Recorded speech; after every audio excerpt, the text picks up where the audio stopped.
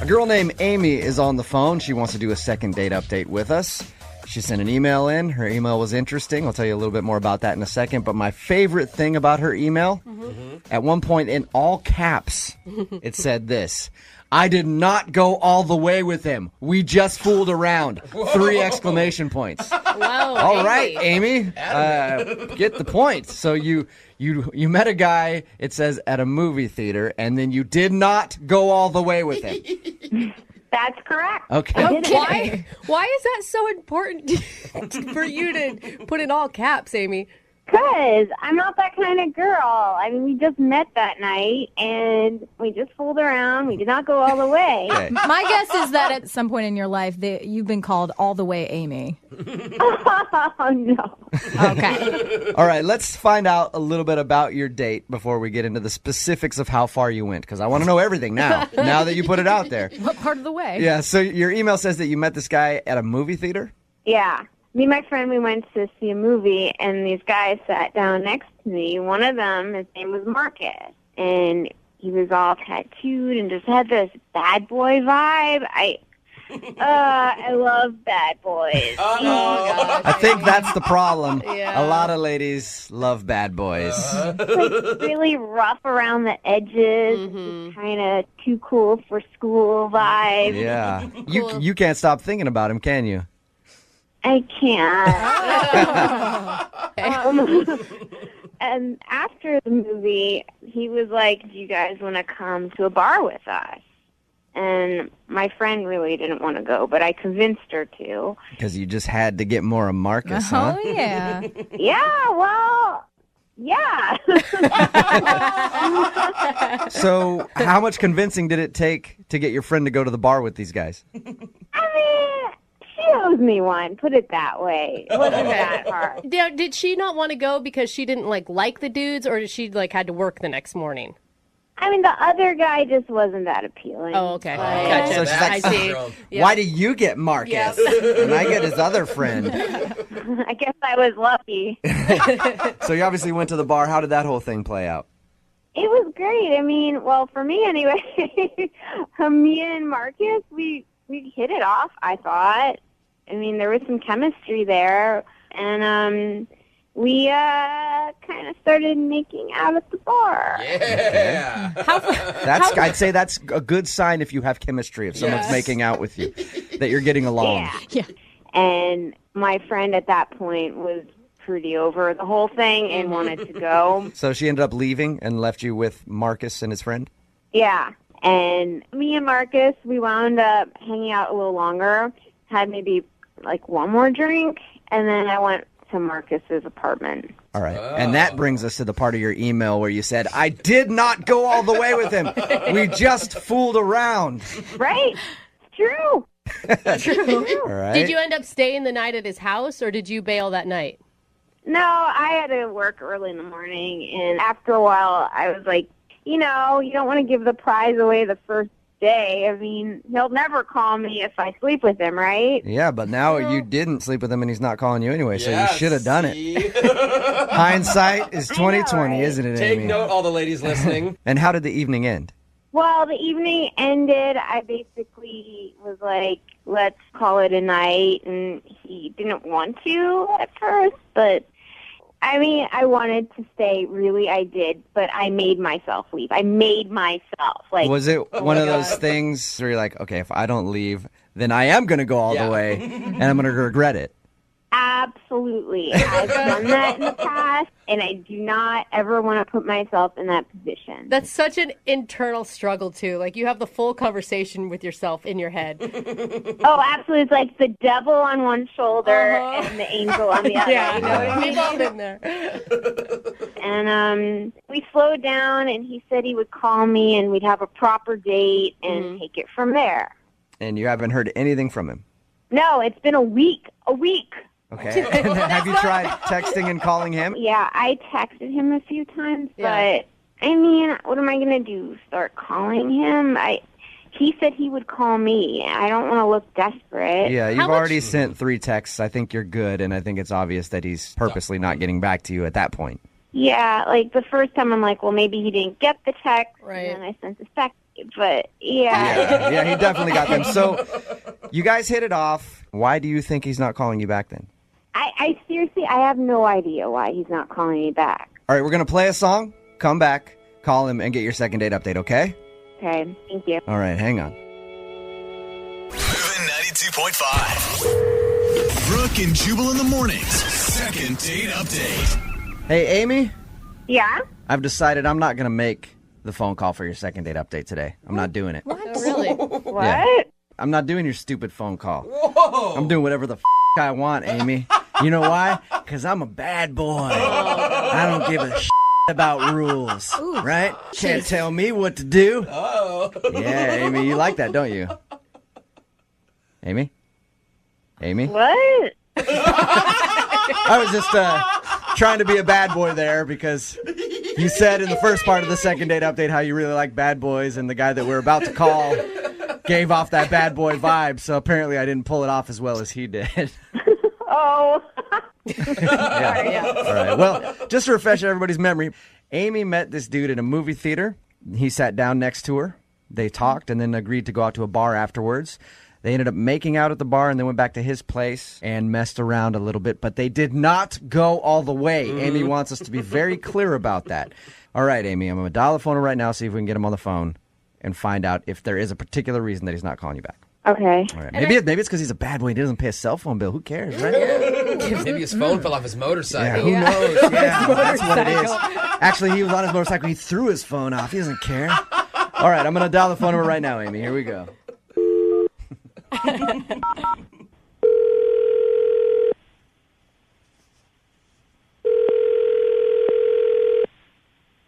Hello?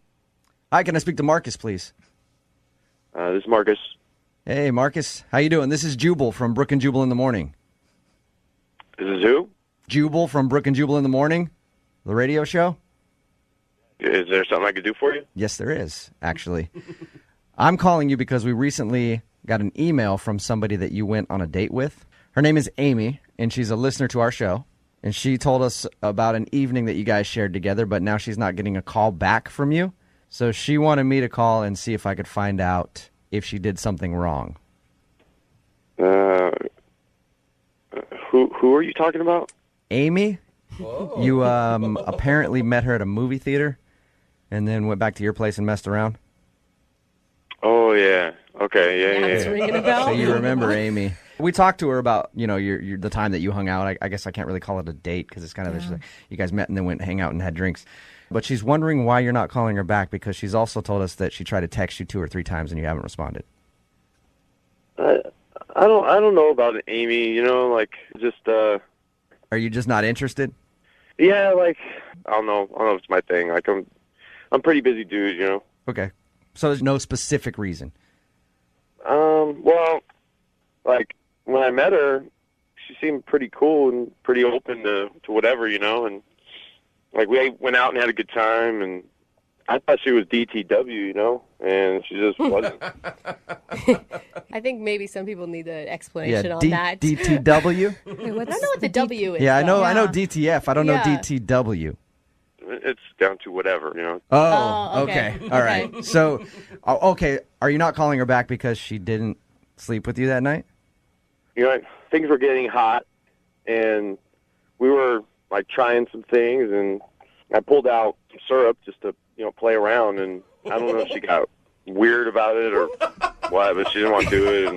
And Wait, so I was what do you like- mean? What do you mean syrup? like pancake syrup? You guys never used syrup before? Syrup, just regular syrup, like you put on pancakes and stuff. It's not one of my signature moves, Marcus. Yeah, well, you should try it. Did she say just no?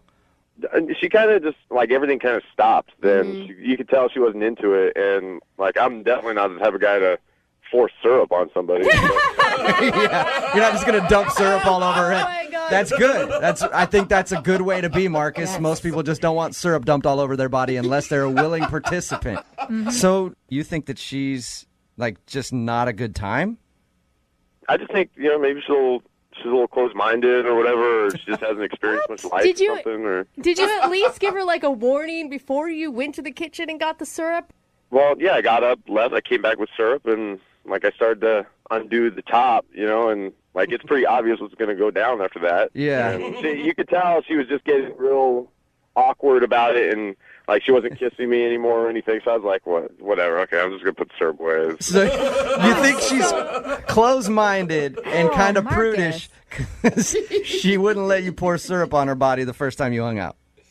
Yeah, she's just, she's conservative. That's feel cool. like- It's not for me. Like, I like experimenting and doing different stuff. It's just my thing, and it's not everybody's thing. So Yeah, but it's different if you like to have a conversation maybe leading up to it. Like, hey, you want to try something, and then you go into it. Like, the surprise syrup is a little much, I think, for anybody to handle. Well, let me put it this way. I've been with girls that are into syrup before, and you just know. You can tell a girl that's into syrup from a mile away. Hey, Marcus. Canada? Oh, my God. Marcus, let me ask you this. If she was down to have syrup poured on her body, which is apparently your thing, would you be willing to go out with her again? Like, would I hang out with her again? Yeah. Maybe. Like, I don't know. I don't want it to be all about the syrup. Oh, now she wants syrup on her, and so Right. now I'm cool with it. Well, I think Syrup expectations. it would be good for us to find out from Amy. Yeah. Well, I don't know. Like, I don't know if I'm going to call her back, You don't have to because she's actually on the phone listening. She's on the phone right now? Yep. Hey, Marcus. What up? Yeah. Sorry, I didn't know. I didn't know you were on. I'm sorry. Surprise. Yeah. Oh my gosh. I'm really shocked. It's not that I'm a prude or anything, but I didn't even want to go all the way. I kind Well, of using have. syrup isn't going all the way, but like I just don't want to have to worry about like, hey, is this okay? And then is that okay? And then like I just kind of want to go with the feel, and wherever the experience takes us, we just go with it. Yeah, totally. I'm like that too, but it kind of threw me for a loop since we first met. Like I don't even know where you went to high school, or Yeah, usually you want to find out where someone went to high school, and then you bring the syrup into the mix. Yeah, I don't really know you that well. It's not that I'm closed off to experiences, but I want to be comfortable with the person I'm with. Yeah, but all I did was pull out a little bit of syrup, and you seem to get like real closed off real quick. And how else do you want me to read that? Like, okay, she's not into this stuff. She's not into syrup. Got it. Moving on. I'm open-minded. I'm not conservative. Well, I've done marshmallow fluff. Hello. Wow. I told you. Finding out a lot about you two. Freaky. I don't know. I thought you were cool, Amy. Like, you're cool. I am but cool. I am totally cool. I mean, if you get to know me maybe a little more, then we can bring out the syrup. Oh my God, that's the line of the day. Marcus, would you like to go out with Amy again? I will pay for a second date for you guys. I'm not paying for your syrup. You buy your own syrup for this date. Don't worry. I always have some in stock, believe me. Yeah, it sounds to me like you probably do. Would you like to go out with Amy again? We'll pay for a second date. You'll pay for it. I'm down. I'm down to hang out again, Amy. All right. Awesome.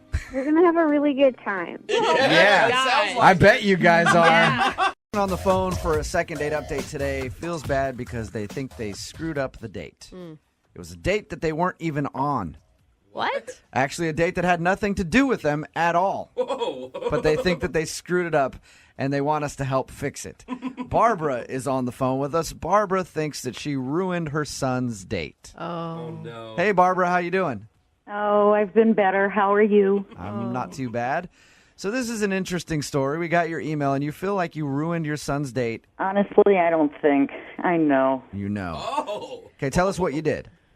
Oh, gosh. I became the mother I swore I'd never be. I have a son, Jeremy. He's 21, but he still lives home with me. And he went out on a date with a new girl, and I wasn't really sure of where he was and what his plans were, but it got to be rather late, and I got a little antsy, because he's usually home at a decent hour, and, well, I got kind of worried, and started calling his Oh, phone. no. Okay. How many times did you start calling his phone? Oh, God, at least 6, 7 times. It just kept going straight to voicemail, which made me even more anxious. Okay. So what'd you do, Barbara? Well,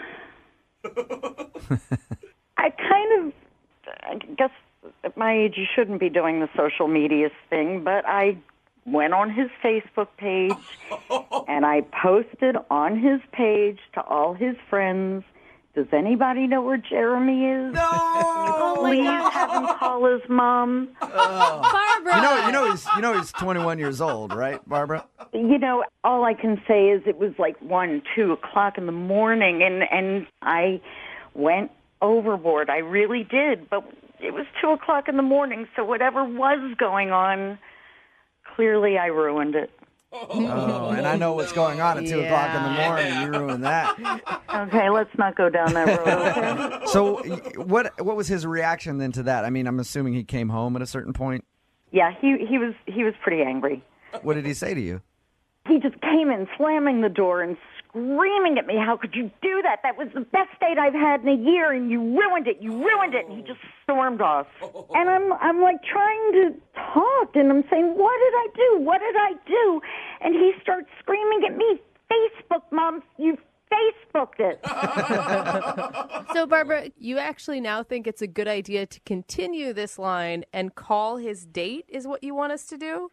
I mean, I just don't know what else to do. It's apparently he really, really liked this girl, and things were going quite well. And yeah, things turned after I did what I did.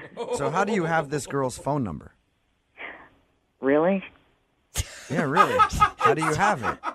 I went in his phone. Oh my gosh, Barbara! You're such a mom. You're making boundaries. things worse. You know that, Barbara. Well, I was hoping with you guys I could turn things around. Maybe we could fix it. So your goal is to get this girl on the phone and convince her to go back out with your son. And I swear I'll stay away. Oh my gosh, if I got this call from a guy I was dating's mom, I would run 8,000 miles in the other direction. But at least she's sweet. It's not like I mean, can't we turn it into something? I mean, can't we laugh? Find the laughter in it? I think it's funny. Yeah, well, for us, not for her son. For sure. Well, I know not for him, but maybe if we can make her laugh, she'll reconsider if I swear to stay away until the wedding. Yeah, maybe. Well, don't bring up the wedding thing. That might be a bit much. I promise. Okay, so if you make this call and she doesn't want to go out with him again, and then she ends up calling your son and saying, hey, can you tell your mom to back off? He's already mad at you. Don't you think he's going to get even more pissed? Well, I mean, the way I look at it is they don't have a second date anyway. Yeah. So if she goes out with him, it's a win. If she doesn't go out with him, then it's status quo. Yeah, I guess you can't make her talk to him less if she's not talking to him after the date. Have I meddled in my son's life over the years? Of course. But this is probably me at my absolute worst.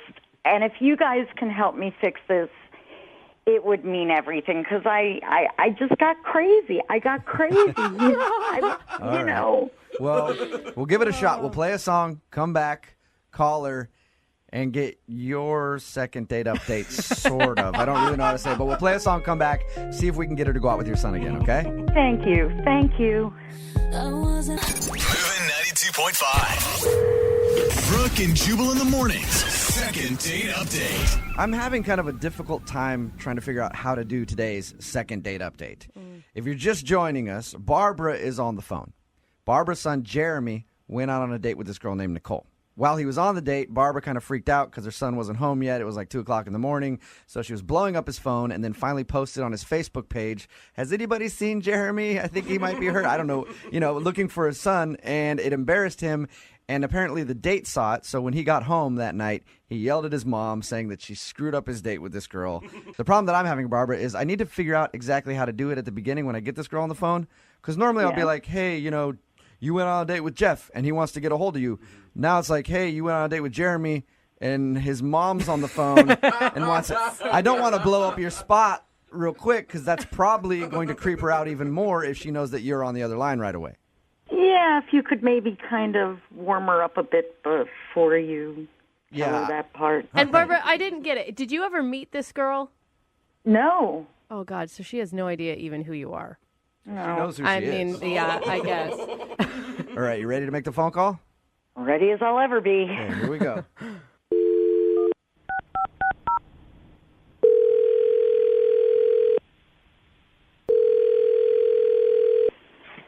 Hello, Hi, can I speak to Nicole, please?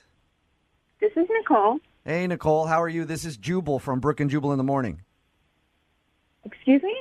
This is Jubal from Brooke and Jubal in the Morning, the radio show. I got an email about you. What? Yeah, you recently went out on a date with a guy named Jeremy, Yeah. and I got an email because apparently you're not calling Jeremy back. I'm just kind of curious. Can you tell me why your date didn't go very well with Jeremy? We had a nice time, but it was kind of weird. His mom seemed to be just like really concerned where he was. She just kept like calling him, and she actually posted on his Facebook asking if anyone knew where he was, and that was just maybe just a little too much for me. Kind of killed it when his mom kept bugging him. Yeah, because I looked on Facebook. He went to the bathroom, and I just went on Facebook, and I saw the post, and I brought it up to him, and he immediately changed. I could tell he got super embarrassed, but then he was just really short with me, and it got a little awkward. And Were you guys just out at a bar or something at this point? yeah, we had just been hanging out, kind of getting to know each other for a couple hours, and then his mom kind of got involved. But don't you, I mean, you could see it also as this guy has a really good relationship with his mother, which is a positive. Yeah, I think that's great. I have a great relationship with my mom. I would hope that everyone gets to have a good relationship with their mom. But if I want to be in the middle of that is another. Yeah, I don't Let me ask you a question, Nicole. If you were out on a date and your mom started doing that on your Facebook, what would you do? I'd probably do just what he did. He was super embarrassed. I'd be really embarrassed. I'd probably shut down and not really know how to deal with it. Luckily, my mom wouldn't do that. Yeah. How did you guys end the night then? It felt a little abrupt because we were in the middle kind of chatting and getting to know each other. And then I brought that up to him, and it was kind of late anyway. So I think mutually we both kind of found a reason to call it a night, not long after. He hasn't sent you any text messages or try to call you or anything? There have been a few here and there. You know, my schedule's been really busy, so it's been kind of hard to keep track of everything. That's what everyone says when they don't want to go out with somebody. Nicole, I have somebody on the other line that wants to talk to you. What do you mean? He's not on the phone, is he? Jeremy? Yeah. No, Jeremy isn't on the phone. Okay. His mom, Barbara, is.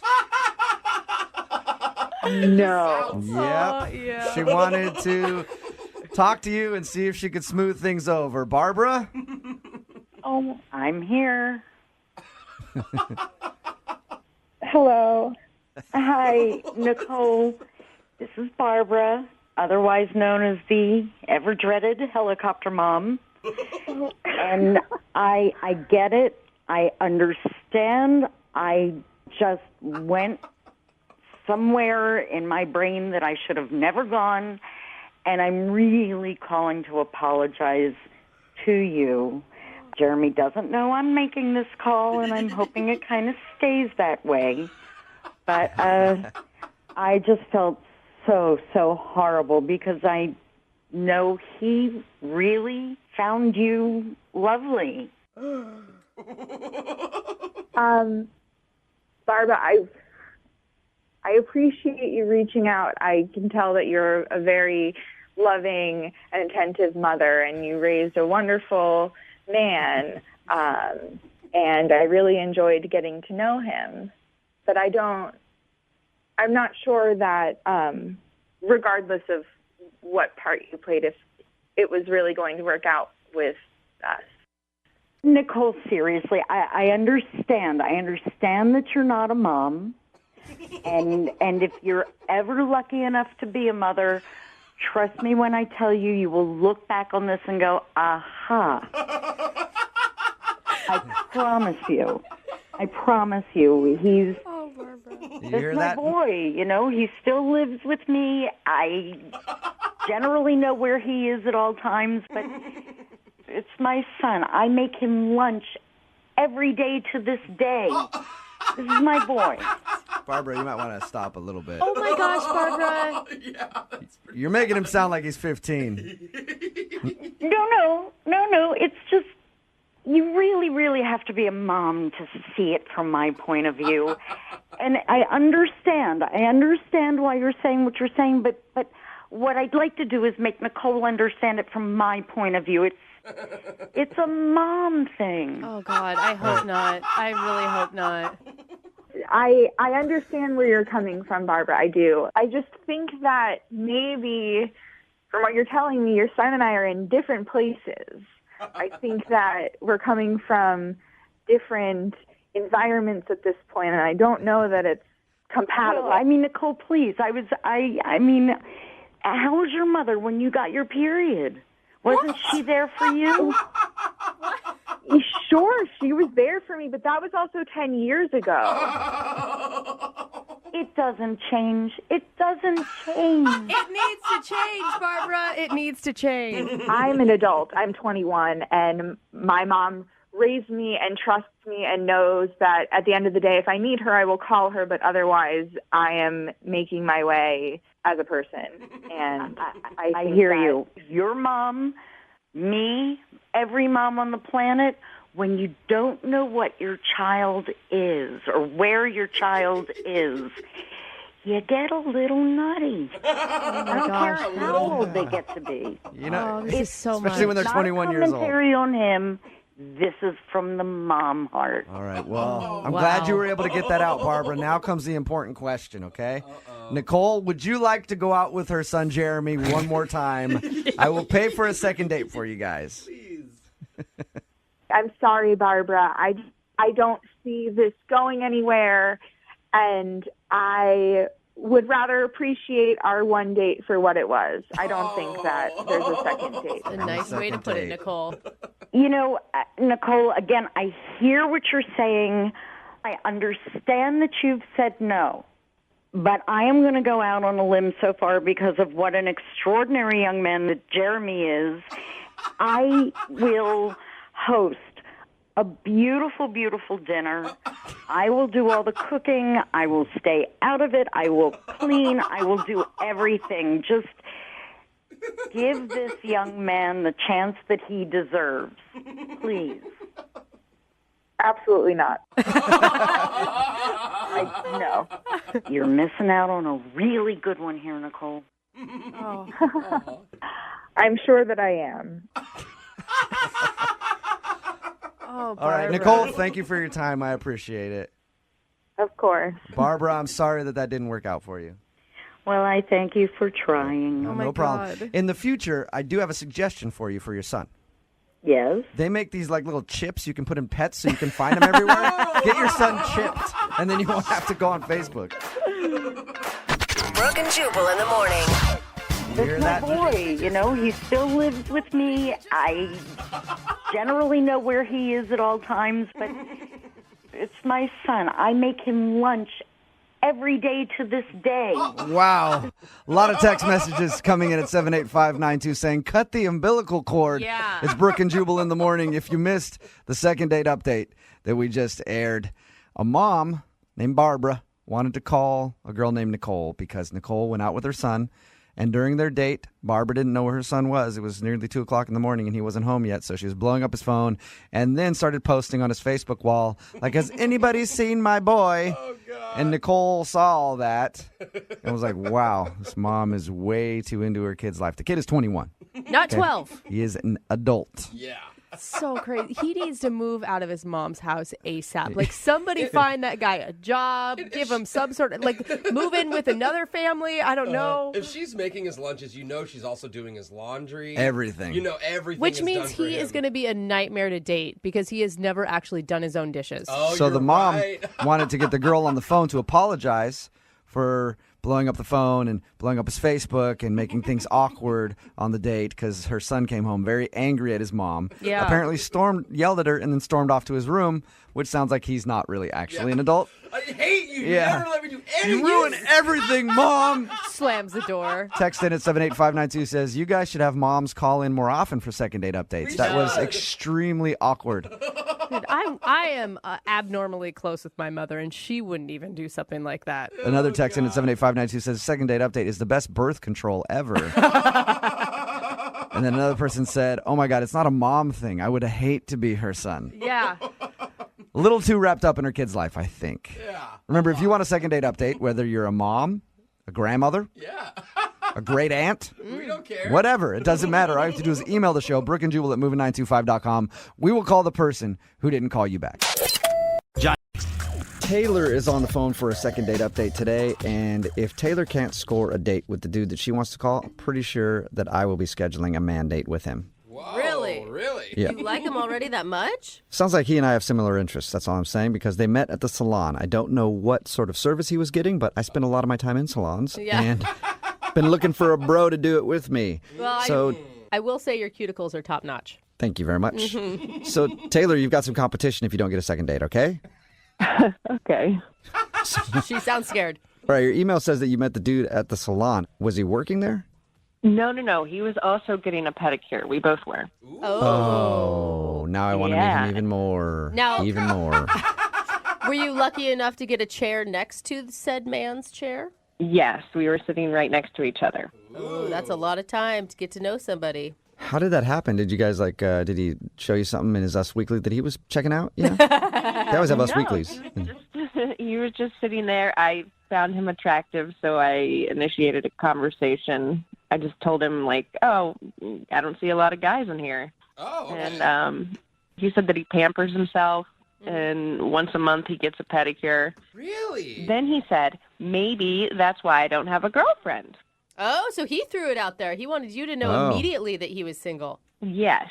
So then we got a little flirty with each other. He said that he liked my feet, and then I told him I like his lips. What? Wait. he Oh, called wow. out your Okay, bad so guy. you went for by the way, that's the one place where I think it's okay when you're starting to flirt with someone to just be like, I like your feet. If you're getting a pedicure. In any other situation, it's creepy, for sure. Yeah. Yeah. But you went straight to his lips. That's definitely going to tell him, like, hey, I'm down to kiss you later. Yeah. Yeah. And I was. Okay, I like All your right. style. So who asked who out? He did. He invited me to his house for dinner. Ooh. Oh, wow. Okay. Okay. That same night or That same night, that little did I know, I was the main course. Whoa. Whoa. It got hot in Now here. I'm like Yeah. uncomfortable. I don't know. Like that went fast. see, moved suddenly too fast. every dude that's out there like, oh, real men don't get pedicures. Now they're all on the phone frantically trying to book an appointment. I never understood that anyway. It's just your feet. Like, why wouldn't you want to have nice feet? Man or Seriously. women. It seems weird to me. And ladies love nice feet. Yeah. And dudes' feet are usually terrible. So even if your feet look True. halfway okay, they're like, wow, he takes care of himself. So anyway, back to the point. It sounds like you had a really nice date with him. Yeah. I definitely did. And the next morning, I said, do you want to go get some brunch? And he said he had a dentist appointment, which I'm not sure I believed. Okay. Why Why didn't wouldn't you you believe believe him? him? Just the tone of voice, I guess. And yeah. like, yeah, no, I don't want brunch. I have a dentist appointment. Yeah, not that exaggerated, but yeah. Okay. He like looked at a toothbrush, and that's the first thing that came to his Yeah. head. Yeah. So how did you leave things then? Well, we did both agree that we wanted another date, and I've been really busy recently, and I know he probably has too, but I've been trying to make time to see him, and he's not really calling me back. We have exchanged a couple texts. I just don't really feel like he's trying to, go on a second date. He's not putting in the effort that I am. Weird. Was there anything that made you feel like this was more than just one wild, crazy night? I mean, when we were talking and having conversations, it turned out that we had a lot in common. So, Good. I mean, I definitely would like to pursue this and get a little deeper than, a one-night stand. Right. I shouldn't say deeper. Yeah, I know. I Whoa. was trying so hard not to make a joke. Thank you for addressing it for me. That helped. You're welcome. He has been texting you, though. Yeah, we've exchanged some text back and forth. This one's strange to me because it's not like a big drunken night that just turned into a hookup. Yeah. Like, I don't know if you guys ever ate dinner, but I assume you had some sort of conversation other than just getting in. Yeah, we ate a little. Yeah. A little. Like, take 2 bites and you're like, you know what? Screw this. And then you throw everything off the table. You're like, get over here. At least that's what happened on your date in my mind. Okay. But any idea why he doesn't want to see you again? I really don't know. I mean, I don't think there was a problem in the bedroom area. Okay. But I hope that he doesn't think that I'm too easy because I just slept with him, on the first Right. night. And if he does, I'm sorry, he slept with you too. He's just as Yeah. easy as you are. I know, but you know how there's different standards for women. Yeah, but I hate that. It makes me So angry. why? Because they just assume that then you sleep with everyone the first time you meet them. And guys do that. Exactly. And lots of dudes are down to sleep with it. Dude, I walk down the street. Every time I pass somebody, I'm like, yeah, probably sleep with them. So dudes are worse, but then they judge you if you do it. So hopefully that's not the case. But we'll find out what it is. We'll play a song, come back, and then call him and get your second date update, all right? Okay, great. Okay, hang on. Moving 92.5. Brooke and Jubal in the mornings. Second date update. If you're just tuning in for today's second date update, Taylor is on the phone, and Taylor met the dude she wants to call a day while she was getting a pedicure. He was also getting a pedicure next to her, and everybody knows where pedicures lead. The bedroom. They ended up having a one-night stand. No. It sounds Yep. like they didn't even make it to the bedroom, to be honest. Yeah, it's a pretty classic story, Girl goes in for a pedicure, meets dude getting a pedicure, then they go back to his house, have all kinds of crazy fun all night, and then wake up in the morning, and he doesn't call her back. Just a classic story. Oh, yeah. Taylor, are you ready to call John and see why he won't agree to another date? I am. I'm starting to get a little, I don't know, I'm not really sure about the whole situation and if I'm actually want to go on another date because I like him or if I'm just kind of like pissed at him at this point. Well, is this your first one-night stand? No. So why do you think this one would be different than the others? I mean, we were talking a lot and he's really fun. We had a lot in common. I mean, I think we could have something more than just a one-night stand. okay. Like a 2-night stand. Yeah. Hey, Okay. I mean, maybe one night, another night again. Well, I'm going to dial his phone number right now and see if we can figure it out for you. Here we go.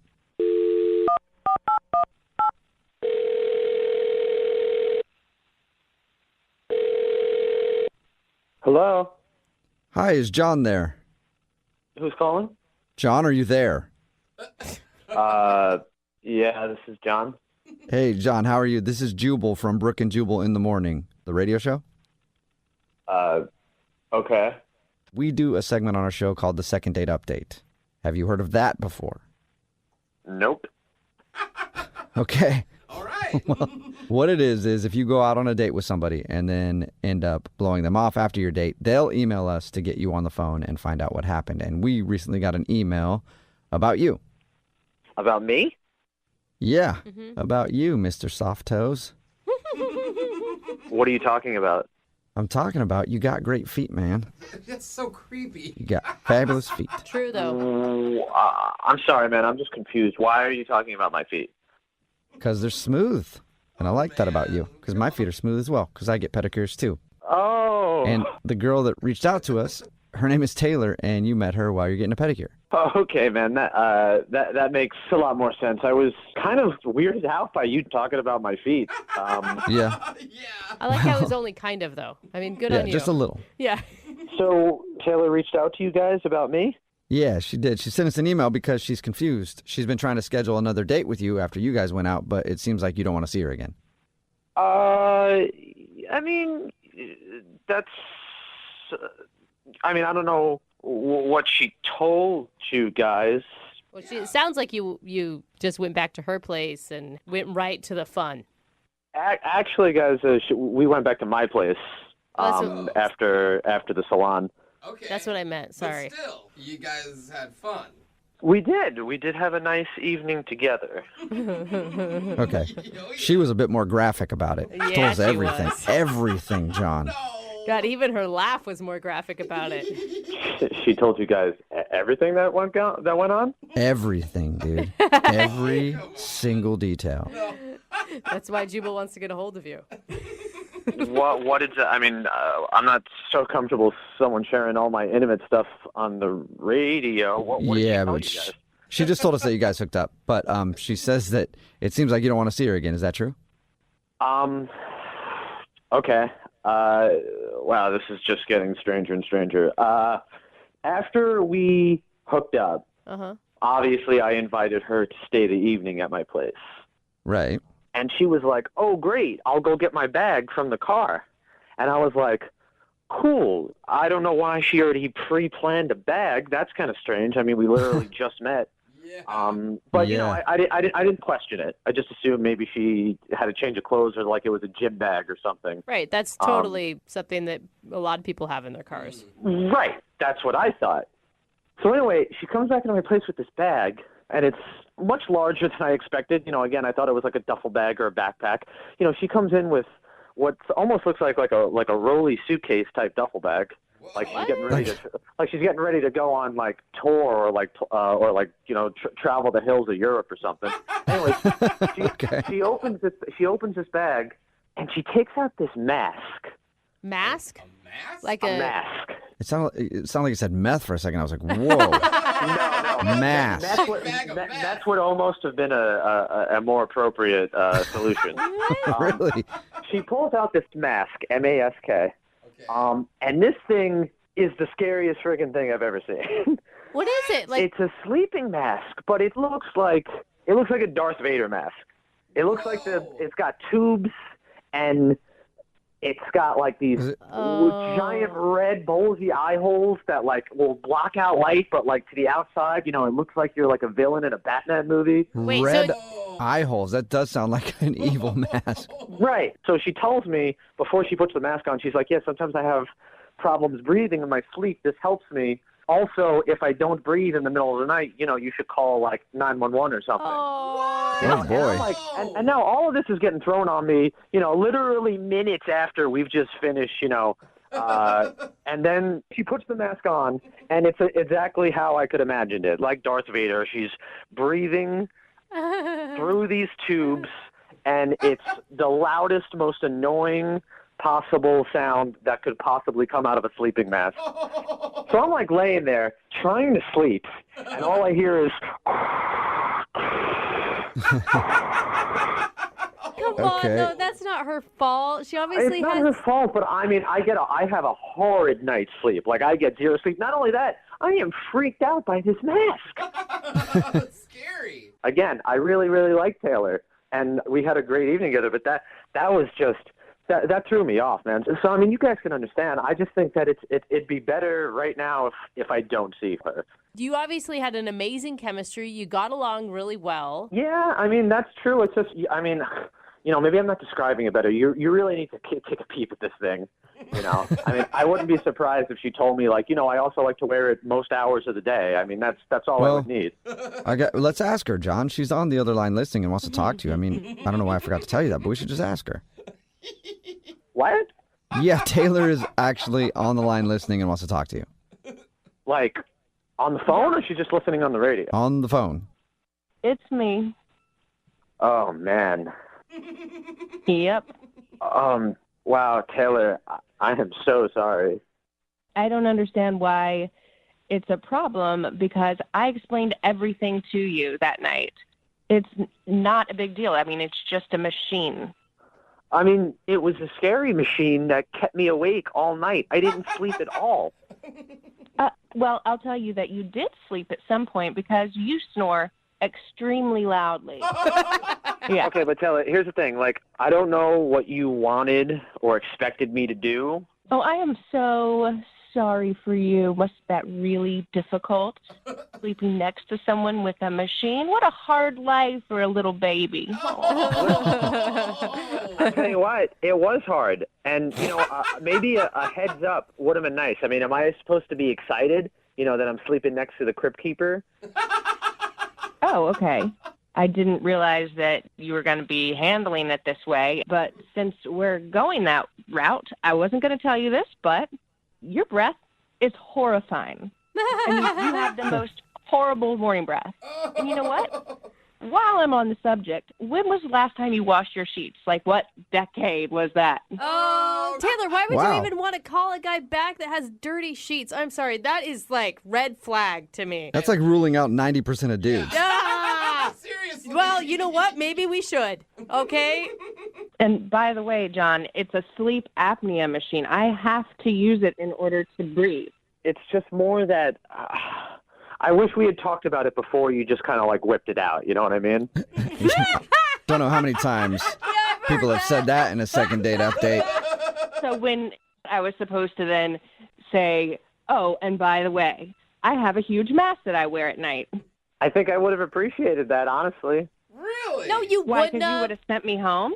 I don't know. You don't know I would have sent you home. I would have probably been able to mentally prepare myself before you pulled out the Son of Krypton's mask from your black duffel bag. It feels like you're bullying her over a medical device, is what it feels like. Yeah, I'm not trying to say anything bad, but Darth Vader over there, John, doesn't really sit like you're not trying to say anything bad, you know? Yes, thank you. Right. Okay, I understand how that sounded or how it came off, and I mean, honestly, Taylor, we don't know each other very well, but I'm just not that type of guy that's going to try and bash other people, and I'm sorry. I'm sorry I said those things. John, would you like to go out with Taylor one more time on a second date? We'll pay for it. No. Listen, no, I am not interested in that. Yeah, but we haven't heard from John yet. John, would you like to go out on a second date with Taylor? We'll pay for it. Doesn't matter. Well, after hearing what she... No, John, I don't want to go on another date with you. You're a sleep shamer. Sleep shamer. A sleep shamer? What are you even talking about right now? You shamed me for the way that I sleep. It's not the way that you sleep. It's just the apparel that you wear while you sleep. Yeah, I wasn't shaming how you sleep. You sleep on your back, and that's fine. But the other stuff, that's what I'm shaming you for. It is to keep me alive at night. It just bugged me, and I'm sorry. All right. Well, Taylor, I'm sorry. No second date, but it sounds like that's fine with you. Totally fine. And John, I'm sorry that you were scarred by Taylor's sleep apnea mask. Oh, get a grip. Taylor, all I'm saying is that the next guy that you take home, just give them a heads up about the mask that you're going to pull out of your duffel bag at some point in their lives. Okay, well, next time you bring someone home, you should probably warn them about the biohazard that is your sheet. Today's second date update is crazy. This guy, Jake, is on the phone, and he actually met the girl that he wants us to call at a wedding. That's not that crazy. That happens a lot. But she was the bride. What? Okay, we don't even want to be involved in this. I'm going to put my foot down right now. I'm just kidding. Oh, She thank wasn't God. But he did meet her at a wedding. Oh, my God, Jubal. What's up, Jake? How are you? Good. How are you? Good. Oh. So your email said that you met the girl that you want to call today at a wedding. I made up the bride part. Tell us a little bit about her. Well, she's really hot. The first thing that attracts anyone. Right. I did notice that she was packing heat in her booty. There you go. That's nice. So you were at this wedding and you were like, damn, that is... No, I know. I definitely was. I was eyeing the buffet before, but then I saw that and I'm like, You're like, wait a second. There's a much bigger honey glazed ham over there I would like to sample. So how did you approach her at the wedding? Did you already know her? Is she a friend or did you just meet her there? She knew the groom, and I was friends with the bride. Okay, so you didn't know her prior to the wedding. You met her at the wedding. No, I did not. We met at the wedding, yeah. Okay. And were you watching her the whole time to make sure she wasn't there with the date, or were you just crossing your fingers and hoping for the best? I was just hoping. In retrospect, I probably should have checked. Yeah. Most people go to weddings with dates, so. Right. No, I didn't check. I just figured, what the hell? How often am I going to be able to see someone like that? I might as well approach her while I can. So how did you approach her? Well, this is really stupid thing about retrospect. I went over to her and I pretended to drop my wallet, and then I picked it up in front of her, and then I was like, oh, sorry, I didn't mean to get in your way, and then I was like, hey, I didn't recognize you. Are you, Oh my God. do you know the bride of the groom? And she's like, oh, well, actually, I'm friends with the groom. And I was like, oh, well, I'm, Well, that actually worked. You dropped your wallet in front of her like, oops, sorry about that. Well, in my mind, it worked better than it actually did, but I think that it worked somewhat. Did she see? I mean, did she see through it? She knew obviously that you were trying to pick up on her, right? I'm pretty sure she did. Yeah. Pretty sure that she was aware. It makes it easier also to ask for the number like, hey, obviously I'm hitting on you. Can we go out? So you guys did go out, though. Tell us about your date. Originally, we were going to go out to dinner, but I worked really late that night. Mm-hmm. And so, I called her like 4 or 5 hours before our date, and I was like, hey, I have this big project I have to be able to finish, so can we just do the date at my place? I can cook you dinner, and, maybe we can watch something. Was that really your excuse, or was this just a plan to get her back to your place? No, that is. I swear. From now on, you're going to use it as an excuse. Yeah, I guess that I should. And so she came over to your house, and then what'd you guys do? I made her dinner, and then we watched a movie, and we had a few drinks, made out a little bit. Nice. Is that it? Just make out, or did you guys do more? Yeah, no, that was kind of it. Oh, you're letting me down. I thought I was like, man, this started off as a dinner date at a restaurant, and now he's like, just said, I have to work late. Now she's back at the house, they're drinking, watching TV. This is going to end great. So you made out for a little while, and how did everything end with her? I thought at least it went well, and the next day I went to text her just to check up to see how things were, and she never really responded. So have you heard anything from her at all? No, nothing. Was the conversation easy when you guys were together, or was it like some awkward stuff? Well, yeah, looking back on it, I think that I probably told one too many stories about being drunk with my buddies. I'm going to go with I've yes. been in that position before because I have a lot of drunk stories. It's pretty much the only stories I have. And so if I'm out on a date, I realize like, oh man, like every single story that I've said has been about me being hammered. And they're impressive to your bros. They're not impressive to the lady. No, not. See, I had the same problem that Jubal had because I was like, yeah, this is a really great story. I got I'm drunk in that story. I'm drunk in that story too. All right. So you think maybe that she just thinks you're like a party dude or something? That's what I'm afraid of. Yeah. Okay. Oh, yeah. And that's why I wanted to call you guys because, I can legitimately have a normal date where we go to dinner and I don't talk about how I got drunk with my buddies all the time. All right. Mm-hmm. I feel like, and the ladies can correct me if I'm wrong on this, but I feel like if you do that, if you talk about being drunk all the time, maybe a girl will look at you like, oh, you're not the type of dude. Yeah. And that's the thing. I'm afraid, because it was a first meeting that she may just have the wrong idea. And I would love the chance to make it up. Explain it to her that you're not always drunk. All right. Well, we'll play a song, come back, call her, and get your second date update, all right? Thank you. Okay, hang on. Moving 92.5. Brooke and Jubal in the mornings. Second date update. All right, Jake is on the phone, and today he wants to call a girl named Eliza. They met at a wedding, ended up having a date back at his house. He made her dinner. They watched some TV, made out a little bit. But then she left, and he hasn't heard a thing from her. The only thing that he thinks went wrong on the date is maybe he told one too many drunk stories, and maybe it turned her off. Because girls love it when you're on a first date, and you're just like, yeah, me and my buddy Chet, we're just like crushing beers.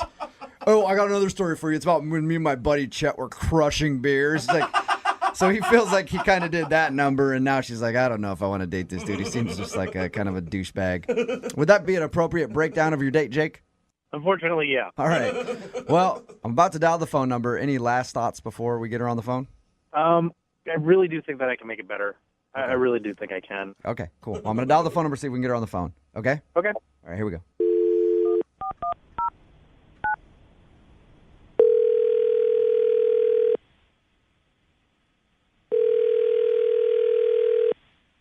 Hello? Hi, can I speak to Eliza, please? This is she. Hi, Eliza. How are you? This is Jubal from Brooke and Jubal in the Morning, the radio show. Do you have the wrong number? I don't think so. Is your number 63855? Yeah, that's my phone number. Okay, then you're the Eliza that I want to talk to. How you doing today? Okay, I'm fine, I guess. Well, I'm calling you because a listener of ours recently sent us an email asking us to get a hold of you. Okay. Why? Because you guys recently went out on a date and now you're not calling him back.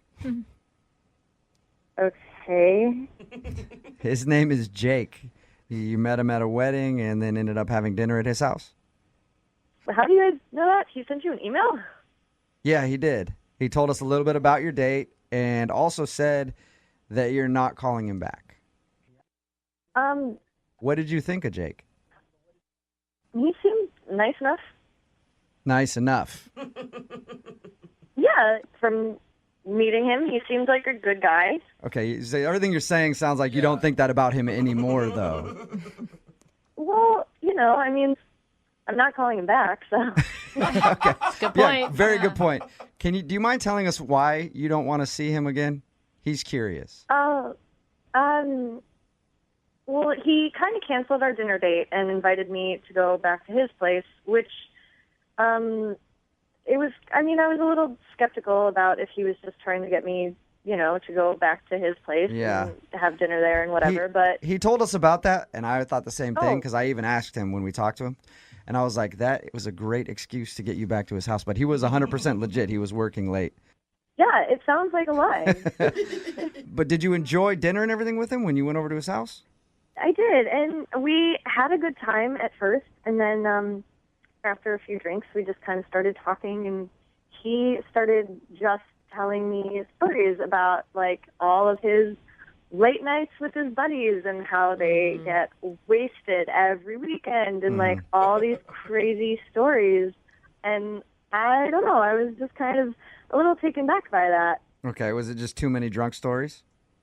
Well, yeah, and I mean, he started saying that his nickname was the Moose. The Moose? And, Why is his nickname the Moose? Did he explain that? Or well, he told me that his buddies call him that once they all start, and once especially he starts drinking. What is Why? he do? Did he Yeah, give you what an is- explanation? He gave me a demonstration. A demonstration? I've got to hear A this. demonstration of why they call him the Moose. Does it involve showing you a body part? Because that's where my mind instantly went. No. No. He actually just grabbed the bottle of wine from the table and started chugging wine straight from the bottle. Really? So was he just getting Yeah. hammered on your date then? I don't know exactly. He was drinking a lot. Okay. Did he well, that's want what you the to Moose like? does. Did he want you to like start chanting "moose, moose, moose" during it? He did not ask me to do that, but I have a feeling that that's probably what usually happens. Yeah, like if you would have started, he would have been like, "Yeah, this chick's down. She knows how Moose parties." Oh my gosh. What did you say when your date started chugging wine in front of you? I mean, what do you say? I was just like, oh, wow, that's really cool. Yeah, I guess, yeah. Are you going to be super impressed by that? Like, my patent move is chugging a whole bottle of wine in front of a girl. Trust me, it works every time. I didn't know what to say. Yeah. So, and then at one point, we were kind of watching TV, and he was still drinking, and he was like, well, maybe if we keep drinking, the little moose can come out and play. No, he did not. He actually referred to it as the little moose. Yeah. Wow. All right. Hey, Eliza, when we talked to him, because we talked to everybody about their date, he left out the moose part. Have you been wanting to talk to the moose since? I think I'm okay. Okay. Well, unfortunately, Eliza, the moose is actually on the other line and just heard what you said. Moose, you there? Yeah, I am.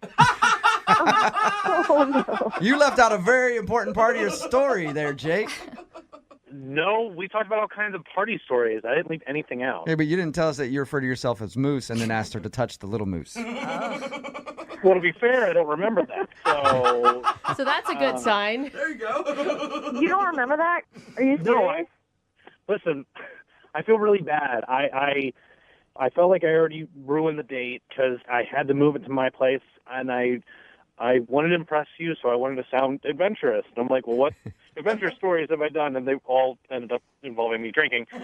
Well, there's a difference between being adventurous and acting like a frat boy. Beer bonging wine in front of your date. I'm sorry. I'm a fun guy when I party, and I wanted you to experience the moose. Ride the antlers. That's what I do sometimes. Jake, getting drunk on a first date and calling yourself the moose is just it's not cool. And I'm looking for somebody who's more mature than that. Yeah, I know. And you know what? And I made a mistake, and I feel bad. Once again, I was nervous. I wasn't making the best decisions. I was nervous because I liked you. And Eliza, you couldn't have hated it that much. I mean, you did make out with them. Yeah. Yeah, and I kind of regret that, but... You regret that? You regret making out with me? Uh-oh. The moose is loose, it sounds like. Jake is upset. That's really insulting.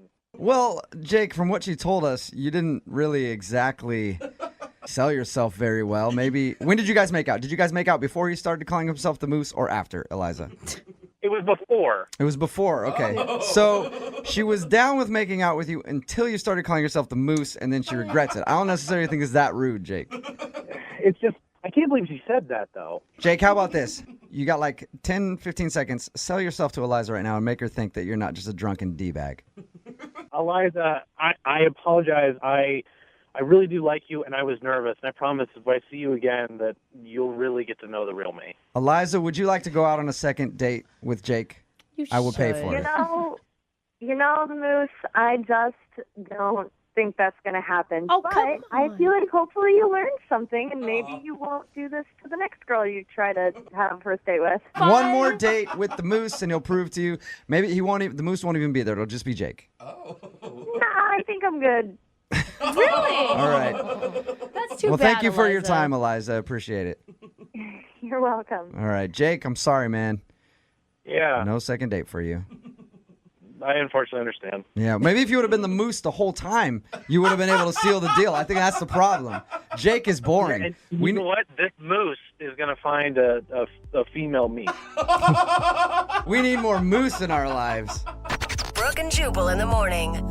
Text in at 78592 just says, bruh, you made the moose angry. Yeah, You did. Don't insult the moose. No, dude. I don't know what I'm talking about. I'm talking about the second date update that was obviously taped while Brooke was still here. She's out on maternity leave, and Jackie is filling in. But Jake wanted to call a girl named Eliza. They hung out, watched Netflix, stuff like that. Drank a little bit. That's kind of what he said. Yeah. Drank a little bit. He drank a lot. Turns out Jake is kind of a frat boy. Yeah, he's a bro. Yeah, he's a super bro. And he calls himself the moose. Right there just speaks volumes. If any dude calls himself the anything, you're a bro. Pretty much know they're a D-bag right away. Yep. So he got hammered while they were hanging out and kept calling himself the moose and talking about all the crazy things that the moose does when he drinks. I picture posters hanging in his apartment, too. Yeah. With, like Bud Light girls. Yeah, exactly. Even made an offer for the little moose to come out and play. So Eliza was not down with that. She thought that he was kind of douchey and didn't want to go out with him again. Yeah. And I like how guys like him, they don't get it. Even after he's like, what? What do you mean? Yeah. No one's turned down the moose. Yeah. Did you not hear how I describe myself? I describe myself as a very powerful animal. And also not one that you would normally think of as being a powerful animal, a moose, which also are kind of funny animals. Therefore, I'm powerful and I have a good sense of humor. I have everything that a chick wants. That's pretty much what Moose thinks of himself. Yeah. But he's single. That's Surprisingly. weird. Yeah. Yeah. But he says there is a female moose out there who will want to date the moose. Oh, I'm sure. He'll find his equivalent. He will. And you'll see them at the bar when it's closing down, fighting in a parking lot somewhere. Absolutely. Both of them crying and angry. He's like, you just lost out. This moose relationship is over. Yep. Remember, if you want to do a second date update, all you have to do is email the show, and we will call the moose who didn't call you back. Moving 92. Has ever been on one of those dates that just kind of snowballs? Like, you go out for lunch or something, and then all of a sudden you're having dinner and drinks, and then that turns into like you're robbing banks, and then that turns into she's learning the signature of your grandmother so you can forge checks. I mean, just one thing snowballs into another. Just lots of activities. That's what I'm talking about. Well, that's the kind of date that Patrick went on his first date with a girl named Tanya, but now she's not calling him back, and it gets even crazier than anything I just said, I think. What? Yeah. No. What's up, Patrick? How are you? Hey, how's it going, guys? Nothing like that happened, but... Are you sure you're not wanted in 5 states? I am definitely sure of that. Oh, yeah, that's what all criminals say. Yeah. Your email about your date sounded not that crazy, but it sounded like you guys did a lot of stuff. It was, I would say, in my entire life, this is probably the greatest date I've ever had. Whoa. I can't wait to hear what you guys did. Well, you guys don't know yet how many dates he's had. You know what I mean, Patrick? Like, you could have been on 2 dates, and then we'd be like, oh, so you had dinner and drinks. Okay. So have you had a lot of good dates? I've been on plenty of dates. Okay, see? Where did you meet this dream girl that you went on this crazy date with? I met her on a dating app. Okay. But we had talked, and we had planned to go rock climbing. Oh, that's sweet. And are you a rock climber? I'm athletic. I wouldn't say I'm like a rock, but I'm outdoorsy, I guess we'd have to say. Cool. All right. So that's pretty sweet. Yeah. You know, we had a good time. We went rock climbing, and then that escalated into we went to this little cafe and had some food. Mm-hmm. And we just had like a really good vibe, good connection. Mm-hmm. We started walking around.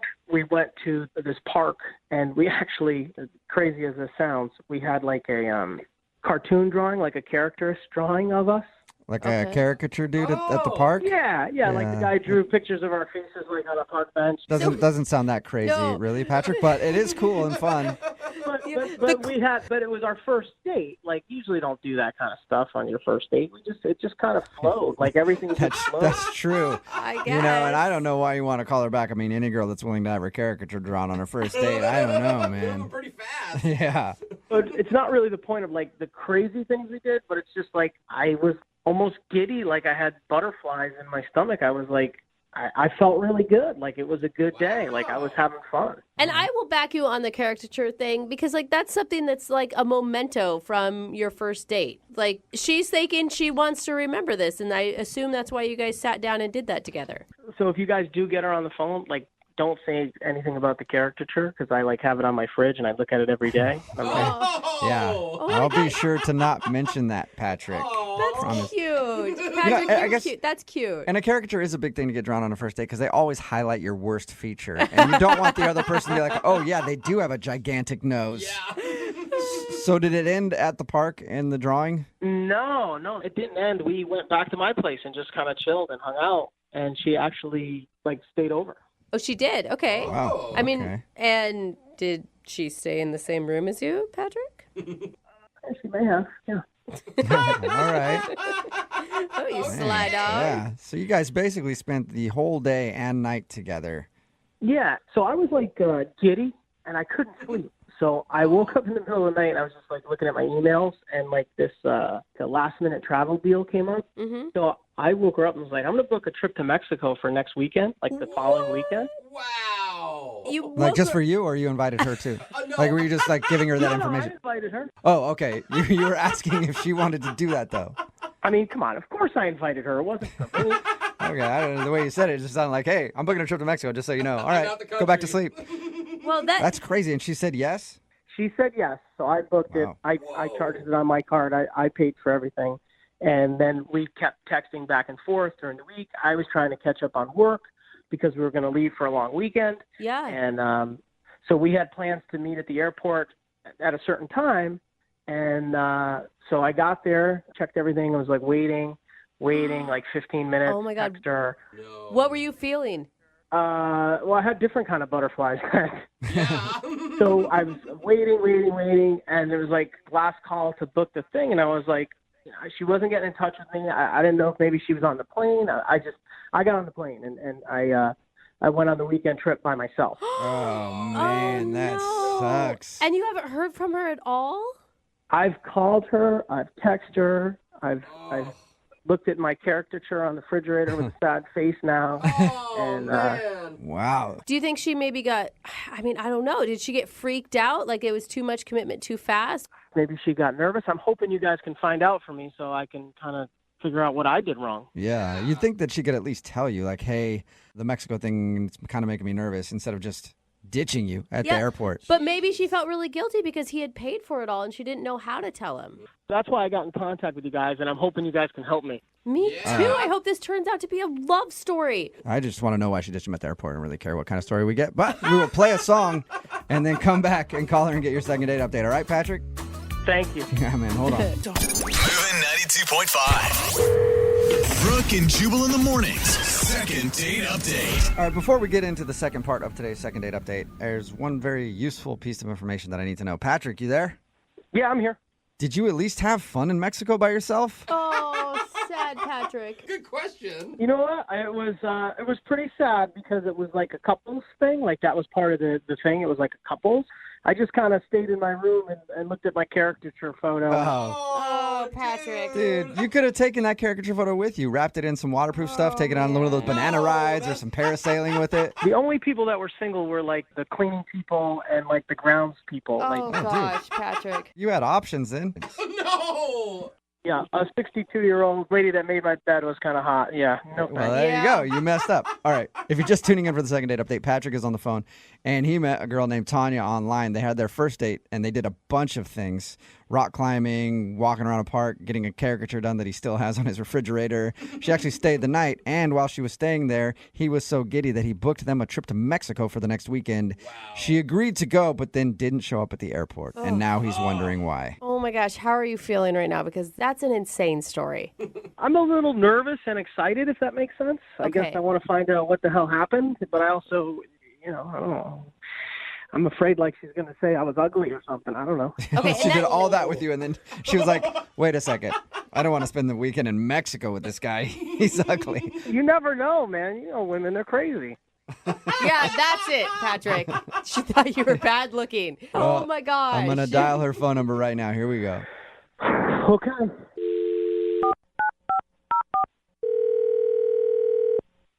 Hello? Hi, can I speak to Tanya, please? This is. Hey, Tanya, how are you? This is Jubal from Brooke and Jubal in the morning. Hi, I'm good. Good. I'm glad to hear it. I was worried about you. Okay. Who are you again? My name is Jubal, and I host a radio show called Brooke and Jubal in the morning. There's 3 of us on the phone right now. There's me, there's Brooke. Hey, how there's you doing? Jose. Hey! Okay, hi, everyone. Hi, Tanya. And we have been so worried about you. Why? Well, because you missed a flight recently, and that's a big thing we do on our show. We have like a segment where it's like, did you miss your flight recently? No. We track people down and try to figure out why they missed their flight. It's kind of crazy. So We're a kooky morning show. What? Yeah. So you were supposed to take a flight recently with a dude named Patrick to Mexico, and you just didn't show up. How do you know that? Know everything. Just and also he emailed us. Yeah, there you go. Patrick told us about your first date and said that you guys had planned a trip to Mexico for the next weekend, but you left him at the airport. Oh my God. And if, that's a lot. Like the whole story is pretty crazy. So maybe you were just feeling overwhelmed and you didn't know how to tell him. That's what I'm hoping for. It was just a really weird thing that happened with the airport, and it was just really weird. You're on the no-fly list. She got detained. It's kind of really embarrassing. It's a mistake, an embarrassing mistake, and I just kind of leave it at that. You peed your pants in the security line because you were scared. What? Where do you come up with that? Happens to me all the time. That is so weird. It is embarrassing, but it's okay. I believe that. No, that's not it. He asked you to go through the security machine and you took off your clothes and asked for a strip search instead. God. No. Stop guessing. It can be embarrassing, but I've done it too. No, it's just, listen, it's 100% me. It had nothing to do with Patrick at all. But what could be so embarrassing that you spend this amazing date with someone, agree to go on a long weekend to Mexico, oh my God, and then ditch out of it all and like leave him high and dry? It just, I went to the airport. I was very excited to go on this trip. And You did? Yes. Yes, I went to the airport. I went and I checked in, had my stuff ready to go, and they asked for my passport, and I said, why? I mean, I have, my driver's license. And they're like, no, you need a passport. And I was like, why? I'm just going to Mexico. And they're like, yeah, you need a passport. And I truly had no idea that you need a passport to get into Mexico and Canada?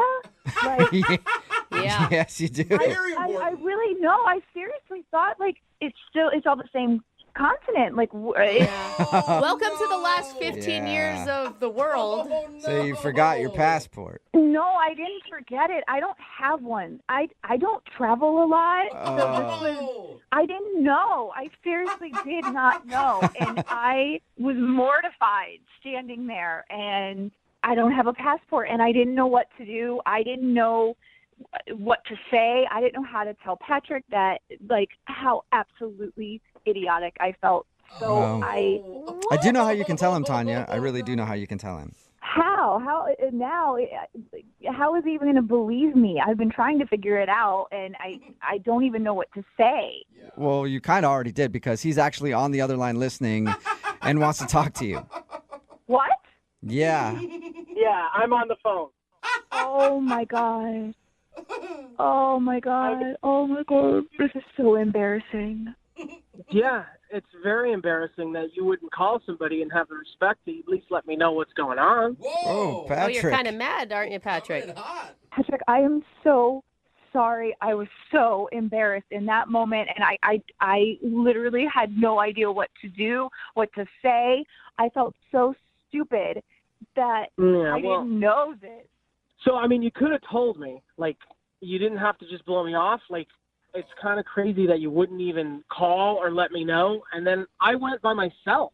Like, I know. A couple's weekend by myself. I know. It's basically the worst trip to Mexico that I've ever taken. And I was there one time during El Nino. Wow.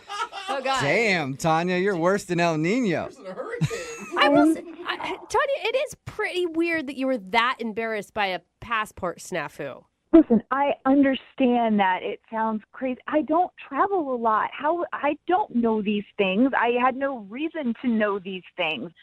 And Patrick, like the entire weekend that you were gone, knowing that you were there, I was drinking margaritas, sitting at home, thinking about you the entire time.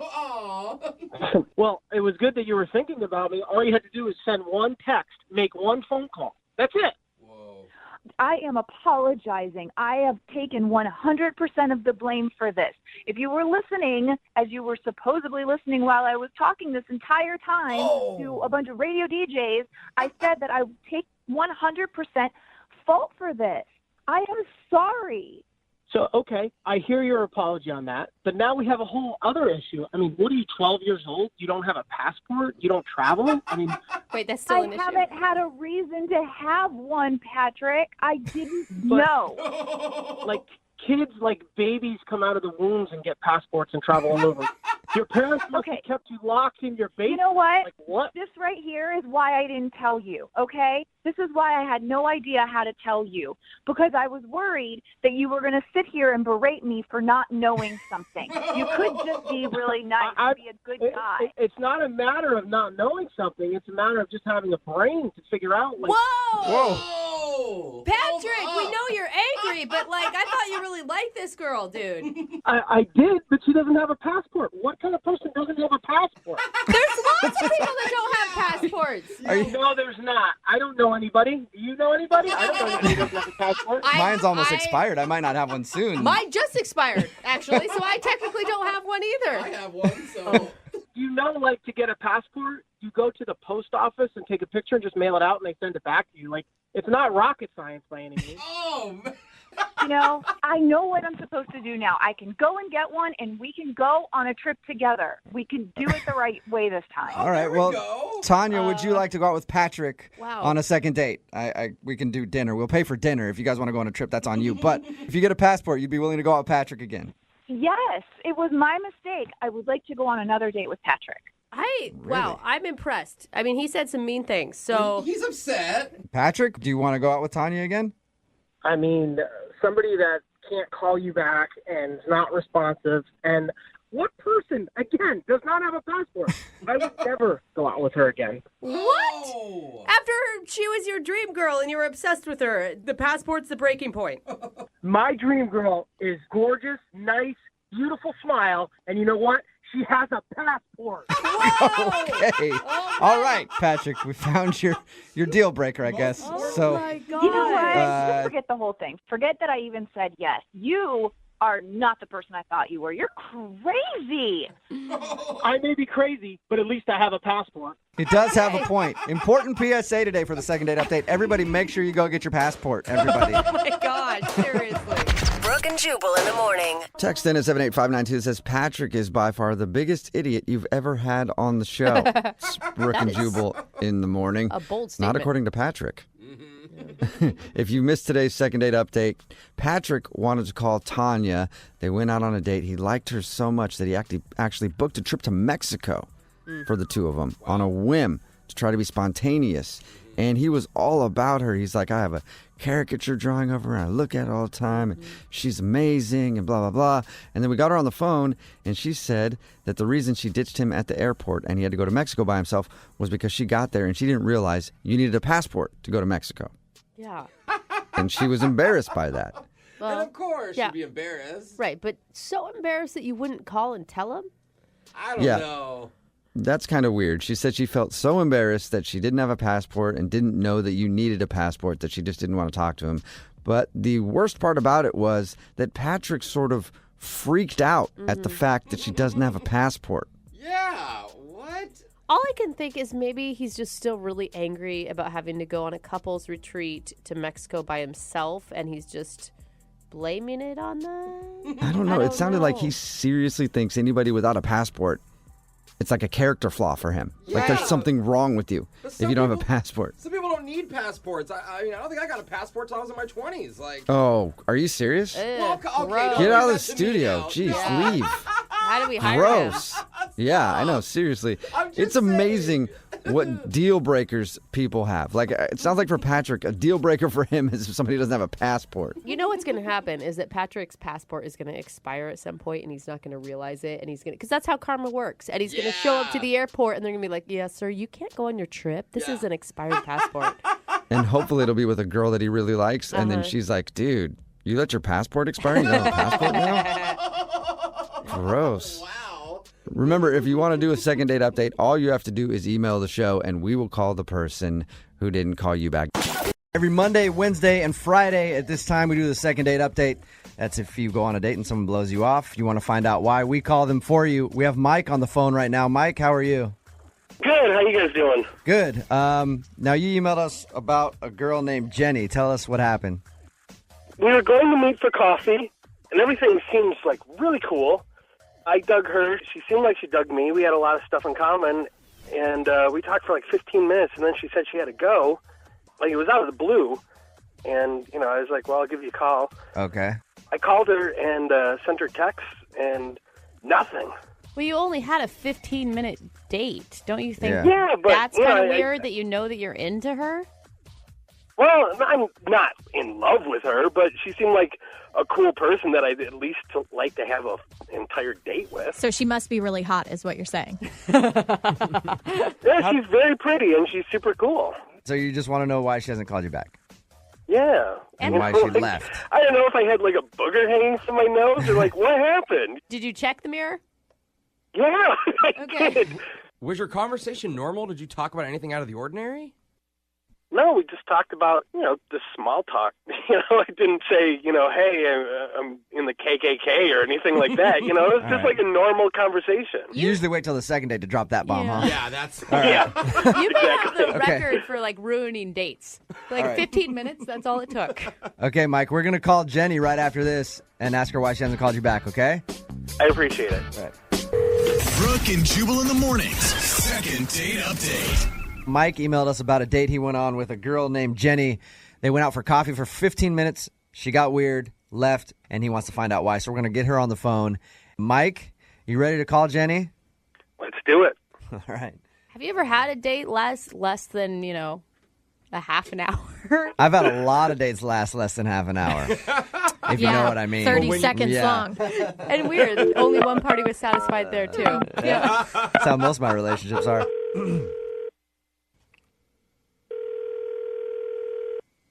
Hello? Hey, is Jenny there?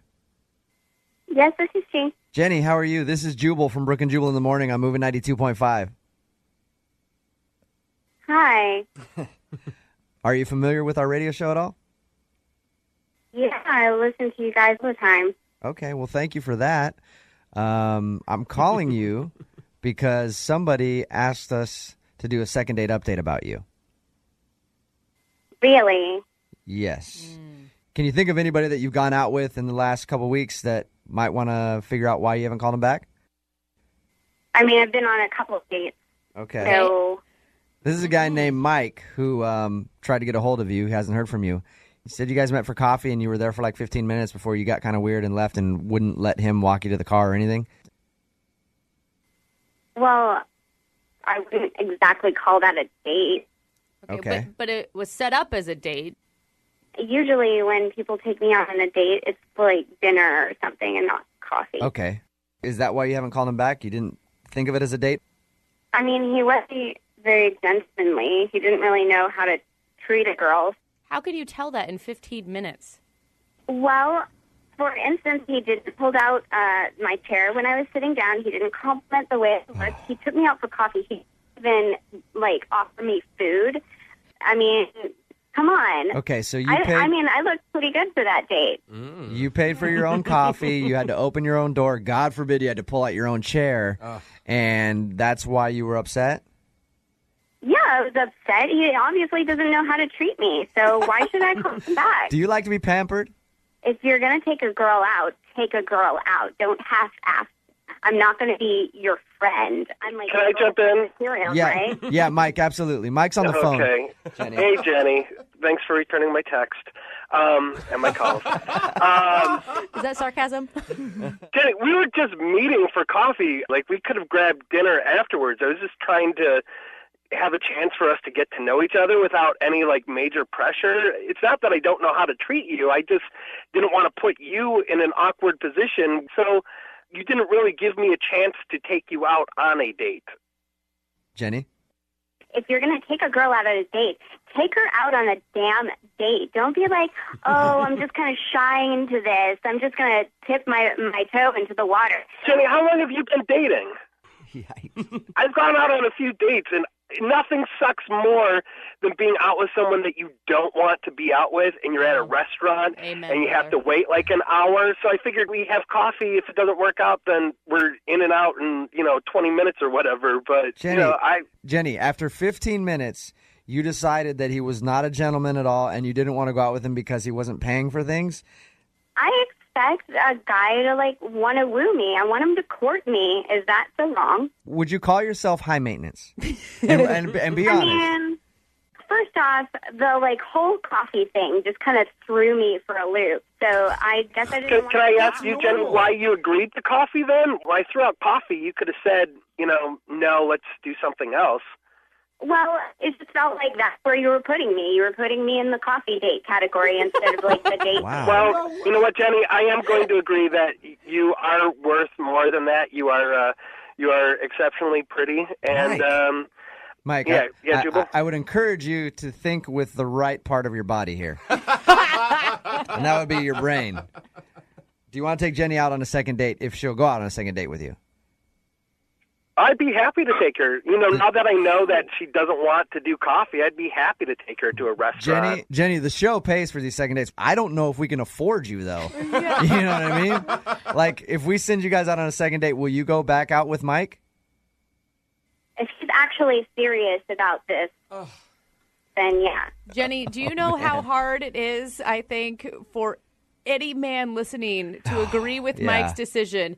AKA, you're not going to get another date anytime soon, I don't think. I'd take it. You haven't seen me, so.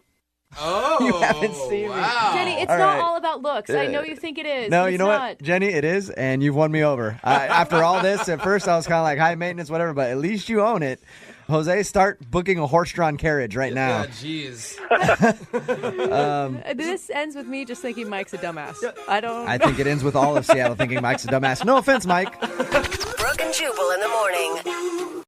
Mini golfing is always a good idea on a first date. Yeah, I actually agree with that. Unless, of course, you get hammered and then get very upset when you miss a shot and then go on a profanity-laced tirade in front of a bunch of kids and then threaten to beat up the staff. Has that happened to you? Because that sounds really vivid. No, it hasn't happened to me, but I'm hoping it's happened to Todd, who's on the phone Okay. today, and that's what he did. He went mini golfing and then tried to beat everybody up. Is that right, Todd? I don't know about beat everybody up, but I did go mini golfing. Oh. Okay. Did you get angry at all during the entire 18 holes? How many do you play in mini golf? I don't know. Is it 18? Well, we played both courses, so we played 18 holes, yeah. Wow. Okay. You're a mini golf madman. Oh, yeah. That's my jam right there is mini golf. I mean, it's like the perfect entertainment, perfect first date, all that. Yeah. Okay. All right, and so you decided to take the girl that you want to call today mini golfing. How did it go? I mean, I think it went all right. We were, laughing around, joking around, having a good time. To me, I like taking all my dates mini golfing just because, it's what I do. I actually, I went pro mini golfing when I was, oh, yeah. What? Yeah, I'm a professional mini golfer. Wait, They have a pro circuit? No. Yeah, there's a pro circuit. There's leagues. I've toured all around the United States playing mini golf. Oh, man, what am I doing? Are you? Why am I here? I didn't know that, Todd. Can I have an apprenticeship underneath you? Can you teach me so that I can go on tour mini golfing? Yeah, you could be his caddy. Oh, no, people have Yeah, no, there's whole Shut up. leagues. Wow. Yeah, honestly. Amazing. All over the country. There is just so many nice courses. Wait, what makes a course nice? Like a cool windmill? Well, it depends on what you're looking for. Like some people like more of a challenge, so there's a lot of courses with a lot more obstacles and things in the way. Some courses, they use lighting, different fiber optic lighting to make the courses look tough. Interesting. Can we just throw out the second date part of this and discuss pro mini golf for a while? Because this is fascinating to me. I've always just tried to not step in some little kid's pee when I've been there. Pee? Oh no, Yeah. some of these courses they don't even allow kids. A lot of these pro courses. Oh, that's amazing. You have to tell me where those are. All right, let's get to your date. So how was mini golfing with Laura? That was great. When I take a date out, I'm not trying to be competitive or anything. I'm just having fun and having good conversation and talking to her. And we have a lot of similar interests and stuff like that. But I guess there was just this one thing that we didn't agree on. 95% of the conversation was fantastic. And I don't know if it's just this one little thing or what's going on, but You didn't get into like politics or religion or something like that, did you? nope, no politics, no religion, nothing like that. It was actually, we were talking about the lottery, and we were saying, like, what would you do if you won, like, $20 million? Okay. Yeah, Right? fun convo. Yeah, how could you get in an argument about that? Well, she goes, I would donate it to charity. Like all of it? Yeah. Are you sure you want? Why you want to call this girl? She's obviously got bad judgment. I think that's really noble. Why would that be a bad choice? Save a few mil for yourself. Why are you even playing the lotto if you're just going to give it away? Exactly. Because maybe you want to do good for mankind. You see, you and I wouldn't get along on a date either. All right, so you got into a heated discussion because she said she would give all of her lottery winnings to charity, and I'm guessing you wouldn't give anything to charity? I would blow it on cars and going out and buying nice houses and I will say, doing fun things. I can actually see why that would be a reason not to call you back. Because it does, I mean, it says a lot about what type of person you are, what you would do with that type of money, right? You sound a little materialistic and selfish with that answer. Again, I'm not dating you. I'm trying to date somebody else. I'm just trying to interpret why she wouldn't be calling you back. How heated did things get with her over this? I mean, not like heated, but there was definitely a disagreement. Mm-hmm. And, but luckily that was on like the 17th hole anyway. It wasn't like the whole date was really shot anyway, but the majority of the date was great. And I'm just not getting a call back, and I don't know. How did the date end? I walked her back to her car and gave her a hug or whatever, and that was it. Well, I mean, I feel like a date is sometimes like a good movie. You remember the beginning and the end. The middle doesn't really matter that much. It's just the part to get you to the end. And if you end really well, it says everything. It's all she remembered. I mean, I guess. I don't know. But if you like the whole... I mean, if you're entertained throughout the whole movie, you're going to go see the sequel. No, not if the end sucks. You would never get along, you two. Yeah, you guys definitely would not be dating. So when she got in her car and stuff, did she seem like she wanted to see you again? Did she say anything or look at you in a certain way? You know that look, Todd. I mean, I don't know. She's just, she gave me a hug or whatever, and she's like, okay, I'll talk to you soon. And it'd really be a shame if she's not calling me back because of that one thing. Like, yeah. And that's why I hope you guys get her on the phone, because I just want to redo. I mean, if that's, give me a mulligan. Yeah. All right. Well, we'll play a song, come back, call her, and get your second date update, all right? Thank you. All right, hang on a minute. Right in the middle of a second date update, and if you're just joining us, Todd is on the phone, and Todd took a girl named Laura to mini golf for their first date. He said 95% of it was awesome, but there was a bad 5% when they got into a little bit of an argument about how they would spend the money if they won the lottery. Todd says he would spend it all on material things. Laura, bleeding heart Laura, says she would give it all to charity, and I guess they argued about that a little bit. Todd, I do know one thing. If you won the lottery, you wouldn't be having to do a second date update right now. You would have date options, that's for sure. Right, exactly. Now, if you guys go out again, are you going to be able to not bring this topic up? I don't really think so. Like, I think it's a good thing if we bring it up again and talk about it. Yeah, it's an important topic, and I mean, after thinking about it a little bit, I mean, maybe I would give some to charity. Like, that can't be a totally bad idea. Okay. Look at that, Todd. You do have soul. Or he's just telling her what she wants to hear. Oh, come on, Jubal. So that he can get another date. All right, I'm going to dial her phone number right now and get your second date update, okay? Thank you. Here we go.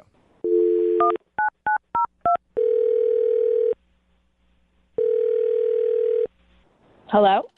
Hi, can I speak to Laura, please? Yeah, this is her. Hey, Laura, how are you? This is Jubal from Brooke and Jubal in the morning. I'm fine.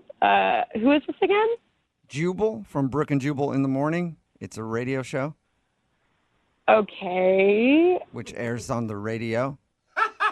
Duh. I'm familiar with the radio. I guess I've just never heard of you guys, and I don't really know why you're calling me. Okay, well, we're a show that's on the radio, and we're calling you because we do a segment on our show called The Second Date Update, and you went out with one of our listeners recently.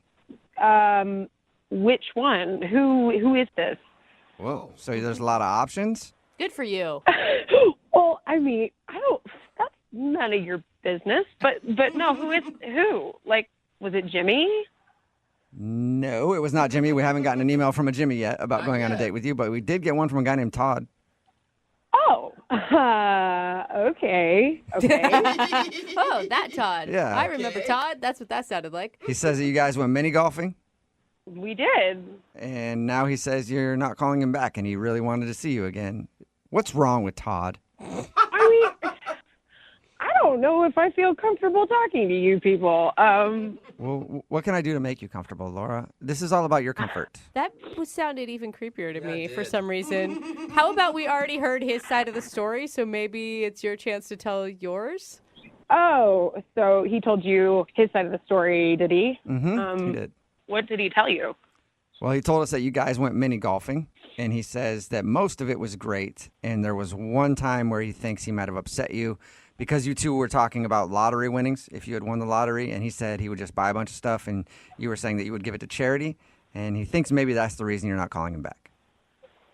Oh, I mean, that's his opinion, and I don't agree with it, but I'm not going to not date him just because I don't agree with him. Okay, so you didn't take it like as a red flag that it meant that he was materialistic and selfish?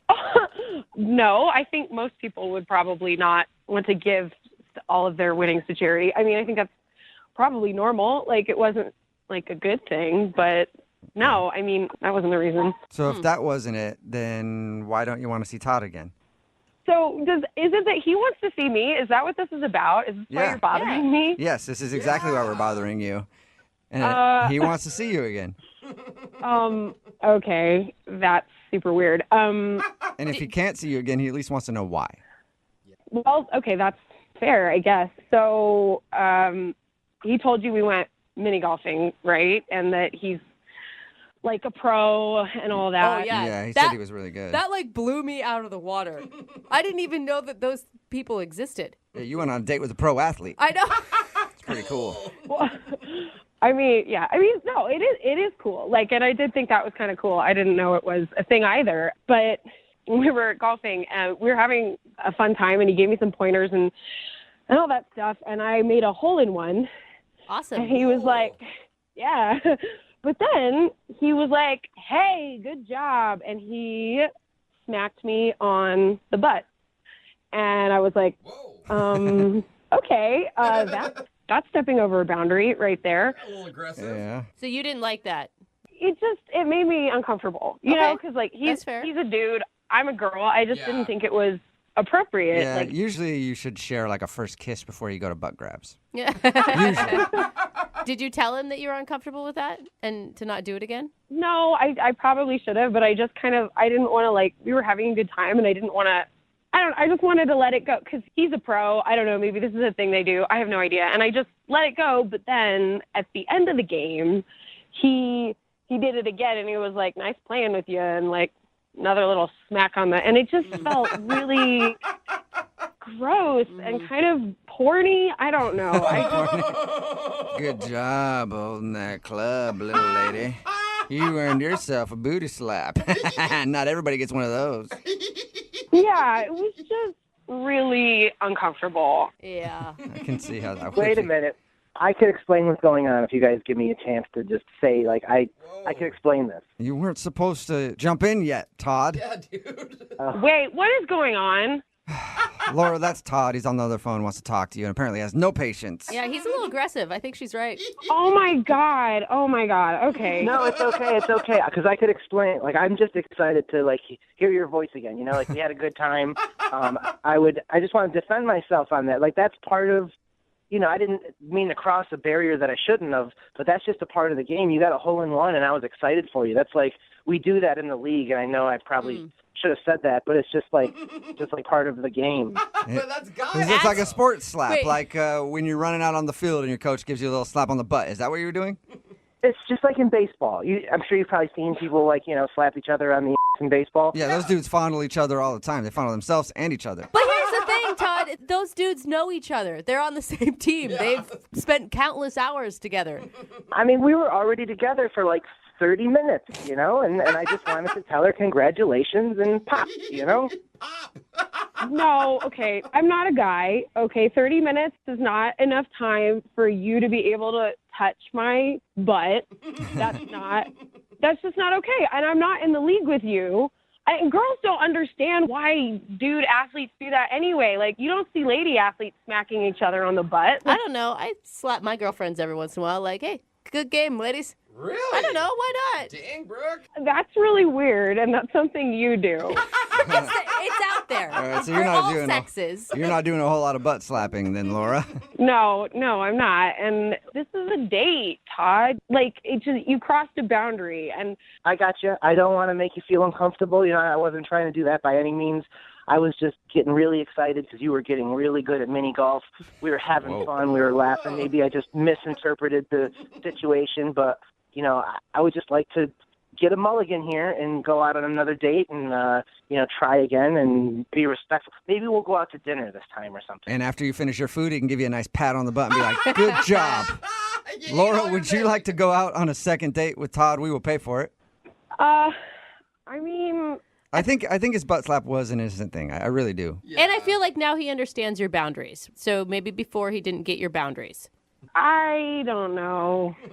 But I tell you what, the next time we get together, I'll let you smack me on my butt twice just to get even. Just so that way Laura. we're starting off again on an even playing field. Laura, you get a free date and you get 2 free butt slaps on him. I have a feeling she doesn't want those. I don't want to be smacked. And I don't want to smack anybody. No butt smacks on dates. Like, just no. I think that's a fair rule, Todd.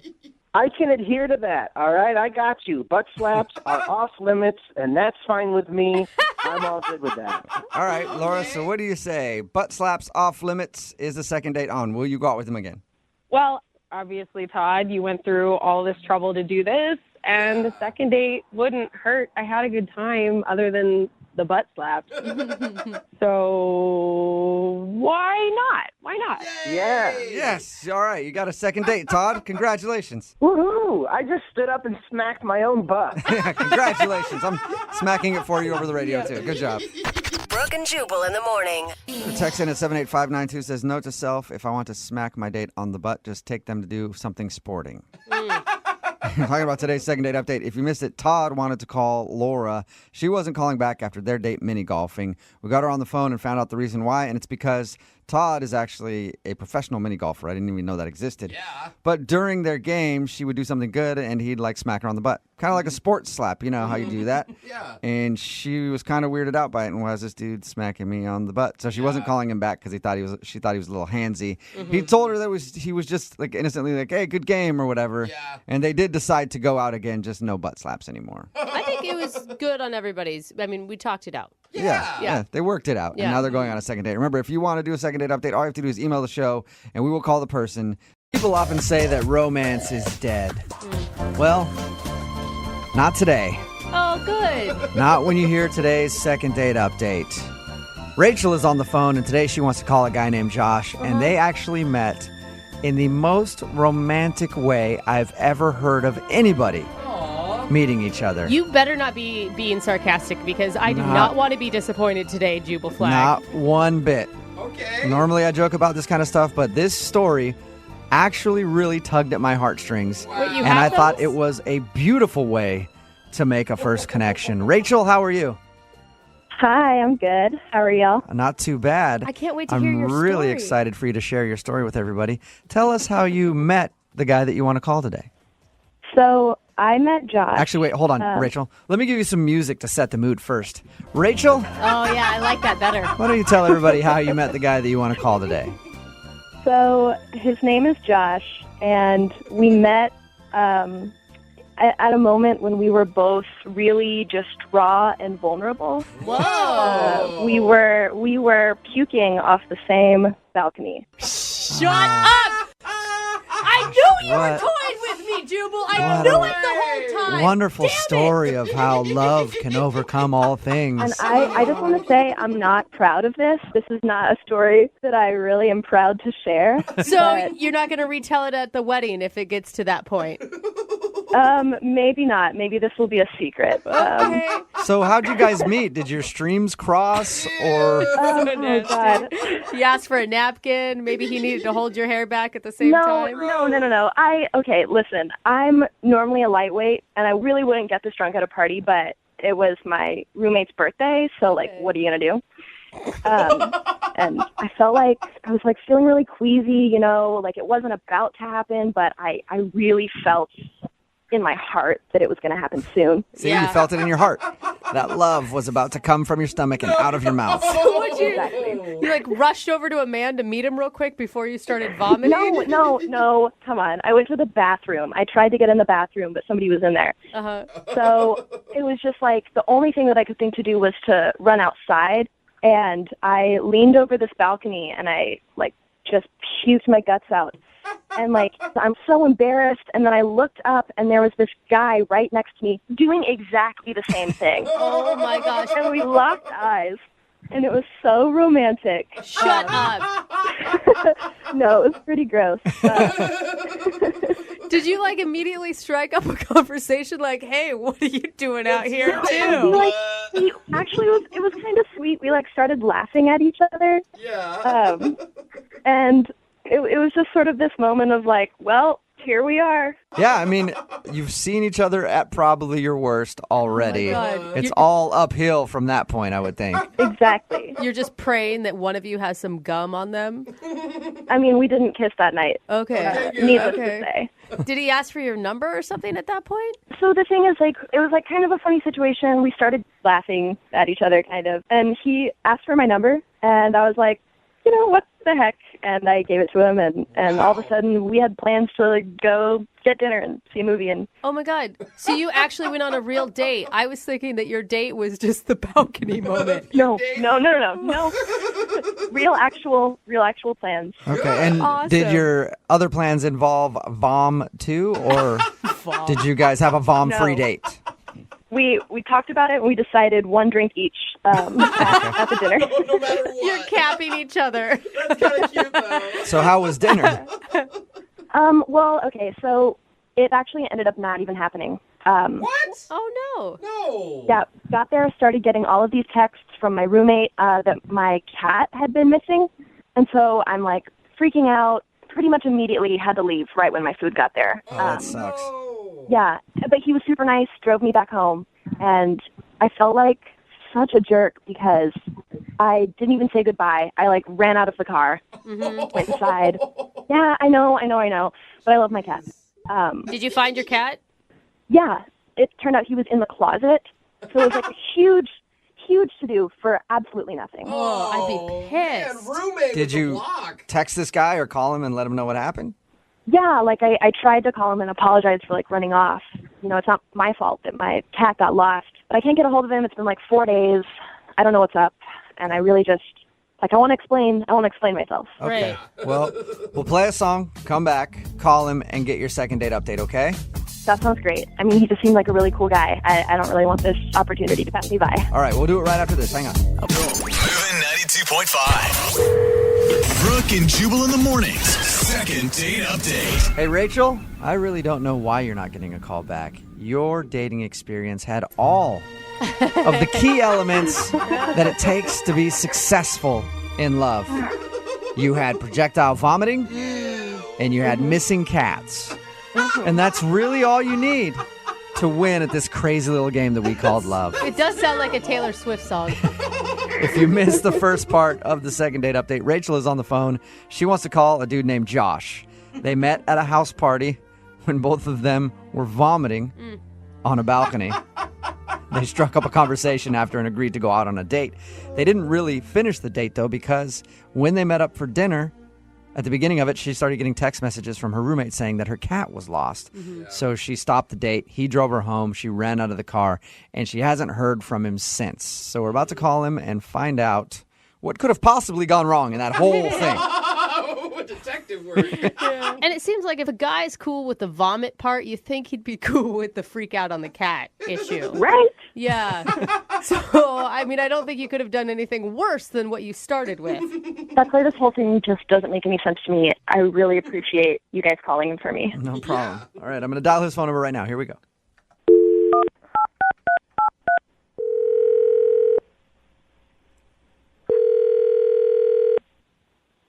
Hello? Oh my gosh. Hi, I was looking for Josh. I'm Josh. Hey, Josh, how you doing? I'm fine. Who's this? This is Jubal from Brooke and Jubal in the morning. It's a radio show. All right. Okay. Can I help you with something? Did we wake you up? Yes, you can help me with something. We actually got an email about you from one of our listeners. An email? Yeah, because you actually went out on a date with them, and now you're not calling her back. I'm not.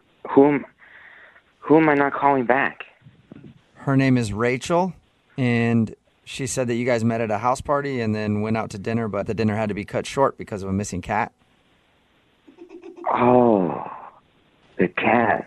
It's that hard to remember the girl that you were puking off the balcony with? Rachel.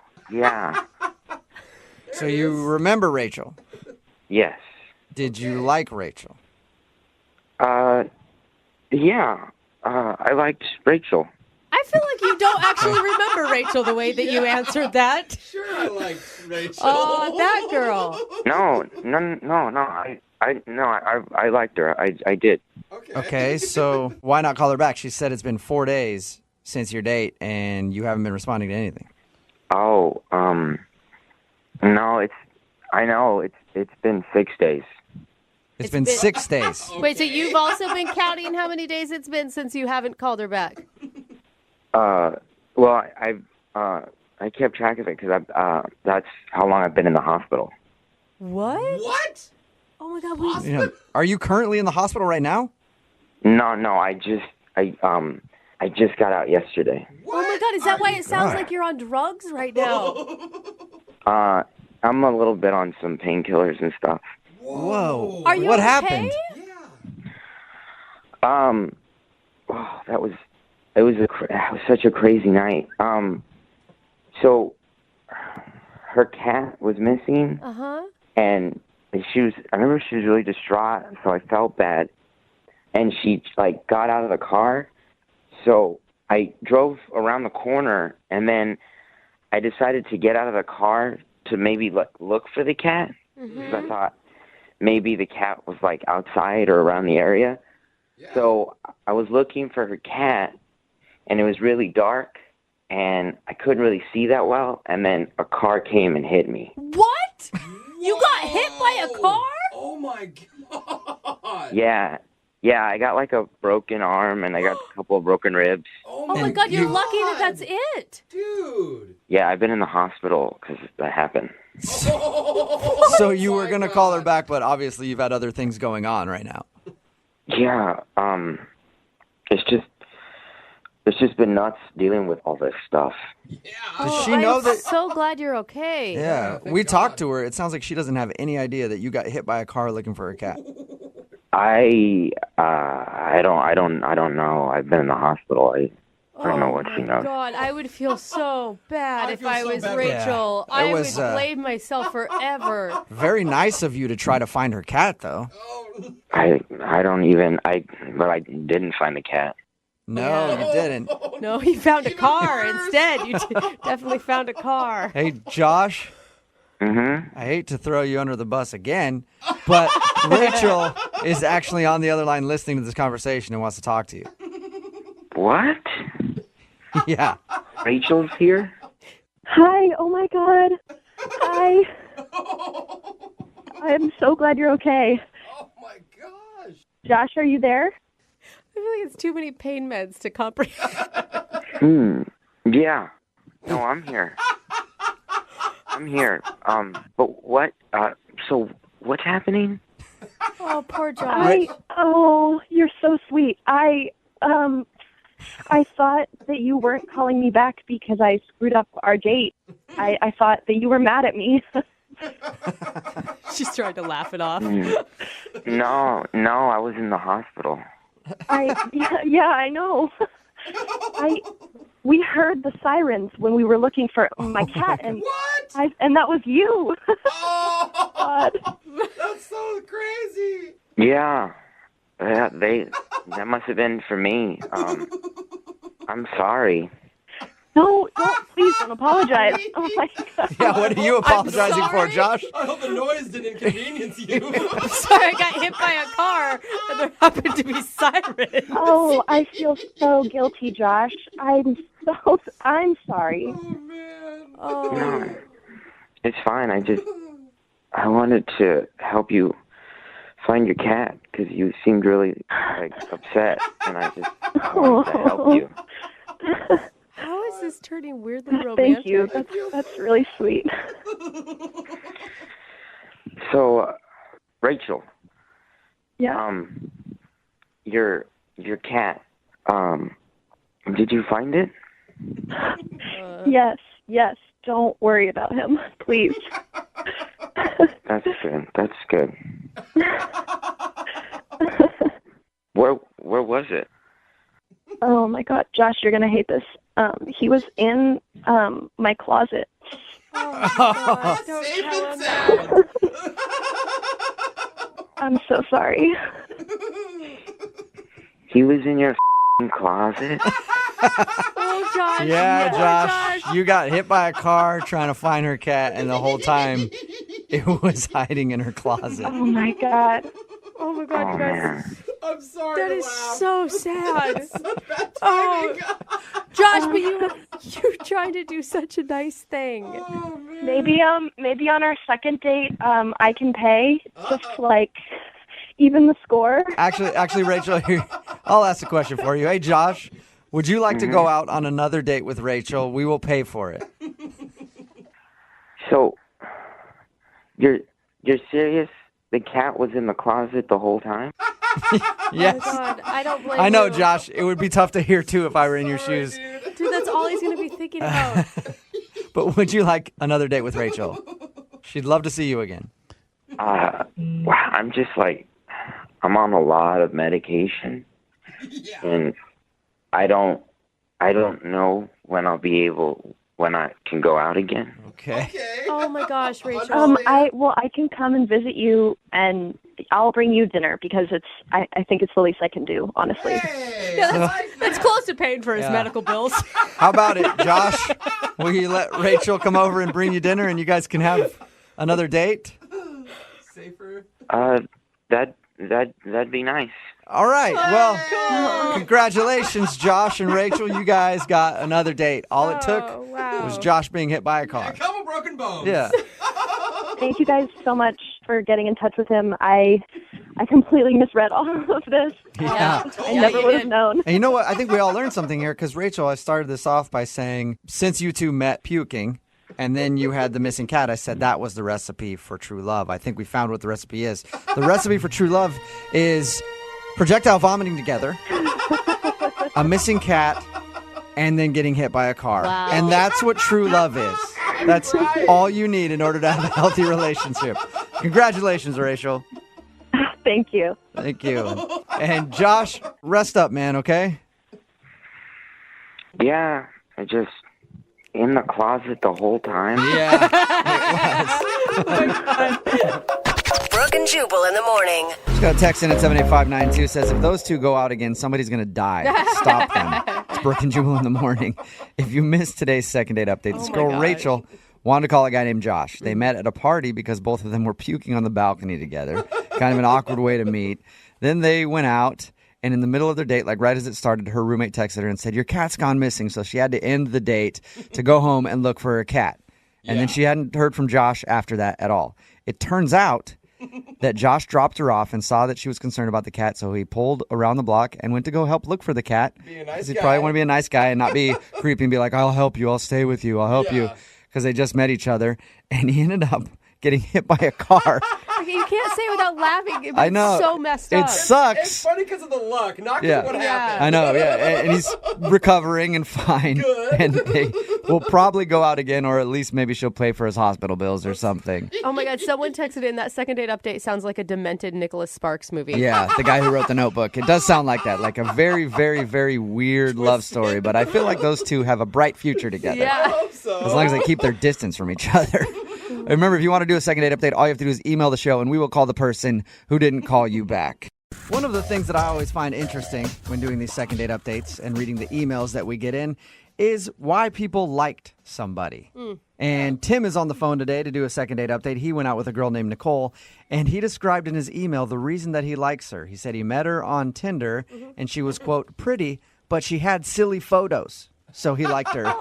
And then get that. he listed the photos. He said, one photo, she was riding a mechanical bull with a cowboy boot over her head. That's pretty silly. And in another photo, she was wearing a squirrel costume climbing a tree. I want to hang out with her too. She sounds like a fun time. Tim, how are you? Hey, I'm good. How you doing, guys? Good. So tell us about the wacky Nicole. She was cool. I mean, like, the best part about that squirrel photo was that you could tell, like, she hired a photographer. Like, it was, like, a pretty serious day. Okay. So she did glamour shots in her squirrel photo. I was just like, okay, like, she's pretty, but she's cool. You know what I mean? Yeah. And obviously you guys went out, you hit her up. Yeah, I mean, like, you know, we, like, matched up, and we figured we'd hit the town, and she was just like, you know, take me where you like to go. Like, what, like, she wanted to get a feeling for, like, what I like to do. So I really like Chinese food. It's kind of like my thing, and I got my spot that I go to. Like, it's pretty authentic, so we rolled down there and ordered appetizers, and, like, you know, we're hitting it off. But then the appetizers come, and it's, like, one of those authentic places, so they had the chopsticks in front of us, and that was it. Oh, yeah. Okay. And she kind of, like, looks at everything and kind of freezes, and she looks at me like, she goes, I've never used chopsticks before. Whoa! Ever? Like, ever. Really? Wow. I know people who have never used chopsticks before. Really? That is so weird to me. The thing is, it was fine, you know? Like, I was like, okay, like, I'll get you a fork. Don't worry about it. Like, that's fine. Yeah. But she was like, no, I'm going to try and use these, which was cute. And, like, I got to, like, show her, you know, and, like, teach her, and that was kind of fun. Oh, yeah. You got to go behind her and put your arms around her. Sort of like you're a pervy tennis coach giving a tennis lesson, but with chopsticks. I wasn't that forward, but it was kind of close. Good. I'm glad you stayed in your seat for the lesson. But the thing is that, like, I got to give her credit. Like, she was, like, really trying. But, like, she had this, like, dumpling, and she just couldn't get it on the chopstick. Do you think that she was embarrassed? I think so, but I got to give her credit. She was not giving it up, you know? Okay. It got to a point where she was just like, I think she kind of had enough of it. Uh-huh. And I was like, you know what? We'll just bail, and we'll just go to the movie. Like, it's no big deal. Like, I wasn't super hungry anyways. Like, it's cool. So you actually didn't eat your meal because she couldn't use chopsticks? Oh, yeah. I just kind of, like, brought it up. I was like, hey, like, we can just go. And then she just, like, lit up like a Christmas tree. And was just like, yeah, let's go. Thank you, God. Okay. I mean, she sounded cool up until that point. That sounds kind of extreme to me. Like, you bail on a whole dinner because you refuse to just ask for a fork? No, I mean, like, you didn't see what happened there. I mean, it was kind of the next logical leap. Was to just get out of there. It's a war zone, man. All right. And so you said you went to the movies after? Oh, yeah. And once we got in the car and, like, we were out of the restaurant, like, she kind of started, like, loosen back up again, and we were just, like, you know, going back and forth and laughing. Like, I think she had kind of gotten the whole incident out of her system a little bit right when we got to the movie theater. Okay. Right. I was worried something like that would, like, actually ruin the momentum of your date, but it doesn't sound like it. No, I was even kind of proud of myself because I was like, cool, we pulled out of a tailspin. Like, So you straightened the airplane back out, and you're flying full speed ahead. How did the rest of the date go at the movies? Well, we got in the movie theater, got the tickets, no big deal. And then I really had to go to the bathroom. Uh-huh. And I was like, hey, like, I planned the date. It's on me. So I hand her $20, get whatever snacks you want. Like, here's the cash, and I'll be back. Yeah. So we get to the seats, and she's, like, really quiet. Whoa. And I started thinking, I was like, you know what, like, I don't know how much, like, you know, popcorn and sodas are. I don't know if they've raised the prices on those or anything, and maybe the $20 wasn't enough. Oh, yeah, maybe she had to use her own money, because I think that is about $2,000 for all that. But then I was like, hey, like, you know, if that wasn't enough money, like, I can give you more money. And she was like, no, it's fine. But then, like, didn't say anything after that. And I was like, okay. I mean, that's the only thing you could think of that she'd be upset about, is that you shorted her a couple bucks? I mean, maybe she was still upset about, like, the Chinese food thing from earlier, but, like, I thought we'd moved past that, but I was just like, honestly, that was the only thing I could think of in the moment. So the movie started, and we didn't talk for a couple hours, but it was very clear there was a tension there, and then the movie's over, and she was like, you know what, I'm just going to catch an Uber home, and that was kind of the end of it. Wow. So she didn't even let you drive her home? No, like, we had an awkward hug there for a minute, but, I mean, past that, I mean, she was just kind of out of there. I wonder what could have gone wrong. Yeah. I honestly don't know. Like, it turned on a dime, but I don't know if it was my fault or what. Well, and if she was already starting to stew about something before a movie started, that's probably all she thought about for the next 3 hours, and you did nothing because you're not talking to make her be like, oh, actually, I can still like him.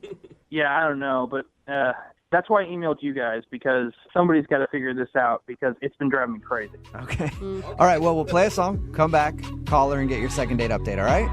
Cool. All right, man, hang on. Moving 92.5. Brooke and Jubal in the mornings. Second date update. Right in the middle of a second date update, and if you're just joining us, Tim is on the phone. Today, he wants to call a girl named Nicole. They met off of Tinder, had kind of an awkward moment when they went out for Chinese food, and she didn't know how to use chopsticks, but they got over that and made it to the movies. And then at a certain point, he says her mood changed, and she became quiet, and then sort of ended things after the movie. And after thinking about it, Tim, I think I know what went wrong. Really? Yeah, I think I figured it out. This has happened to me a lot. I've been burned by this so many times. Really? I bet that after the movie started, she realized you took her to a PG-13 movie. What? And maybe her parents don't let her see that yet. I'm not. No, Look, I tend to date girls that are younger than I am. This has burned me so many times. They're like, I'm only allowed to see PG, and this is PG-13. You are sick. Do you think maybe that did it? I mean, I'm pretty sure she's older than 13, dude. Yeah. Okay. I don't check ID on my dates or anything. All right. I just want to be sure because I know it's happened to me in the past, man. It's always an awkward thing. Anyway.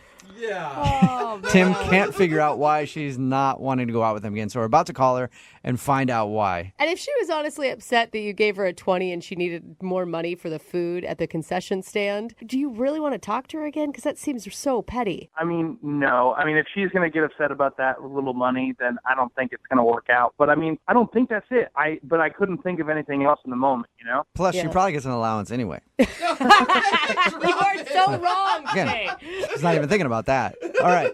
I'm going to dial her phone number right now, okay? Sure. All right, here we go.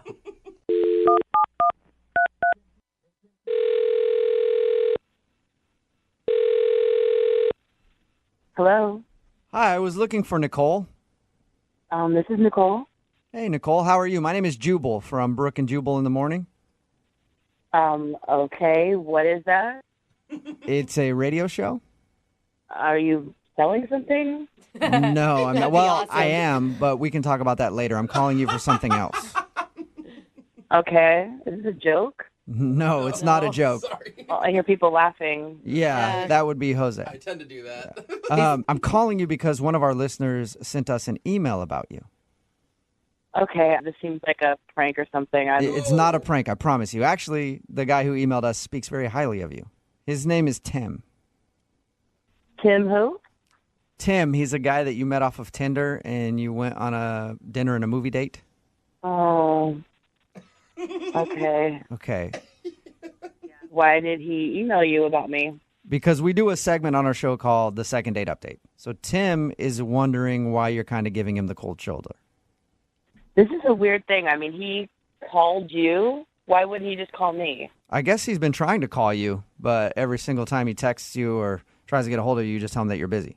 But why call a radio station? Because hopefully we can be a little more persuasive and find out the answer since you won't really talk to him. He's totally in the dark on this one. He has no idea what went so wrong. Well, he wouldn't know. Nothing he did. It's not his fault. Okay. If it's not his fault, then can you tell us what went wrong? Why don't I just tell you what he told us about the date? He said that you guys went out for Chinese food, and there was sort of an awkward moment because you don't know how to use chopsticks. Yeah, that happens. All right. Did that bother you a lot? It sounded like it might have been kind of embarrassing. It was totally embarrassing, and I felt so stupid. But he was actually really cool about it.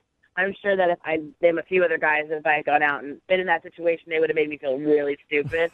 And he was actually really nice about it. All right. I can't believe you guys left the restaurant because you couldn't use chopsticks. So I know. Well, I was embarrassed. I just felt like I couldn't get it, and I was starving. All right, so it wasn't the chopstick thing. No, not at all. All right. Well, he also told us that when you guys went to the movies, right before the movie, you got very quiet and then didn't really say much the rest of the date. And then after the movie, you just took an Uber home and didn't even give him the opportunity to drive you home? Yeah, I wanted to get out of there. yeah, it sounds like it. You did a good job of What accomplishing happened? that. If you say it's not his fault, I mean, that sounds like a pretty rash decision. Oh, God. All right, so we're in line to get our food at the concession stand. Okay. And he gave me money before he took off to go to the bathroom. Mm-hmm. And we were, next in line. So the cashier kept looking at us. I know he saw me with him, but by the time I got to the front, I was by myself. Okay. Okay? So he says, are you ready? Uh-huh. He says, oh, that's so sweet that you're taking your son out. I wish my mom would take me to the movies. Shut up! Shut up! The concession worker thought that your date was your kid? Yes. No way! Wow. Wait, are you way older than him? No, it's 5 years. Oh, my God! Did you want to slap that dude?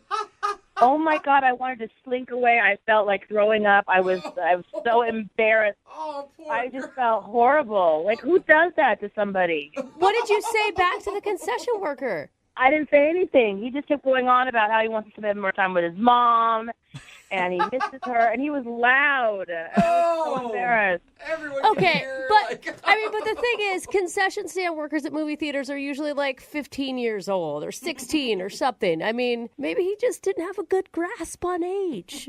It didn't matter. I mean, he said it, and I just couldn't get it out of my mind. Oh, man. Very nice way to start a romantic evening. Yes. And I'm thinking, do other people think that? I mean, do I really look that much older? Full theater. I mean, it's just, I felt stupid. Like, I don't want to be a cougar. That's gross. You're not a cougar. It's only 5 years. If I were you, I would have grabbed my son and made out with him in front of that concession stand worker. You show him who's boss. I guess I should have. Yeah. I mean, that's not really fair. Like, you blamed it on your date. You ended up not calling him back, and this guy really liked you. I know, but it just kind of dampened the whole evening. I felt stupid. First the chopsticks, and now I'm his mom. You're the old lady who doesn't know how to use chopsticks. Right? So that's why you don't want to go out with him again, because you're afraid that people will think he's your son. Yes. Oh, man. Nicole, nothing brings me more pleasure than to reacquaint you with your son, Tim, because he's actually on the other line listening and wants to talk to you. What? Yeah. Tim. Oh, my God. Nicole, I can't believe that happened. This is so bad. That's the worst. Like, I think Brooke is right, though. I mean, like, those guys, all those kids there, they're like 16 years old behind the counter, right? They can barely scoop that popcorn. Like, they don't know. I mean, that's nice of you to say. But, I mean, P.E., obviously someone thought that I was old enough to be your mother. Yeah, but they don't know anything. Like, they don't know the truth. I mean, like, honestly, we had a great time. We really hit it off. Like, I understand that that upset you, but, like, if you just told me that, I would have just been like, psh, like, don't worry, don't even worry about it. Oh, see how sweet he is? See, now you sound like you're his mom when you say that to him, you know what I mean? I'm not trying to be his mom. I just said he was sweet. Yeah, but now you can't say anything like that, because the only visual I get is a mom talking to her son. That's awful. Everybody's going to start thinking it.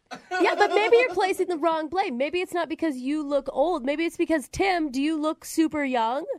I mean, yeah, I got that baby face going on, you know, when I shave. So, I mean, I think it's totally on me, personally. See? I mean, everyone's being so nice about it. But, I mean, Tim, don't you think it would be weird to go out? I mean, people are going to think I'm your mom?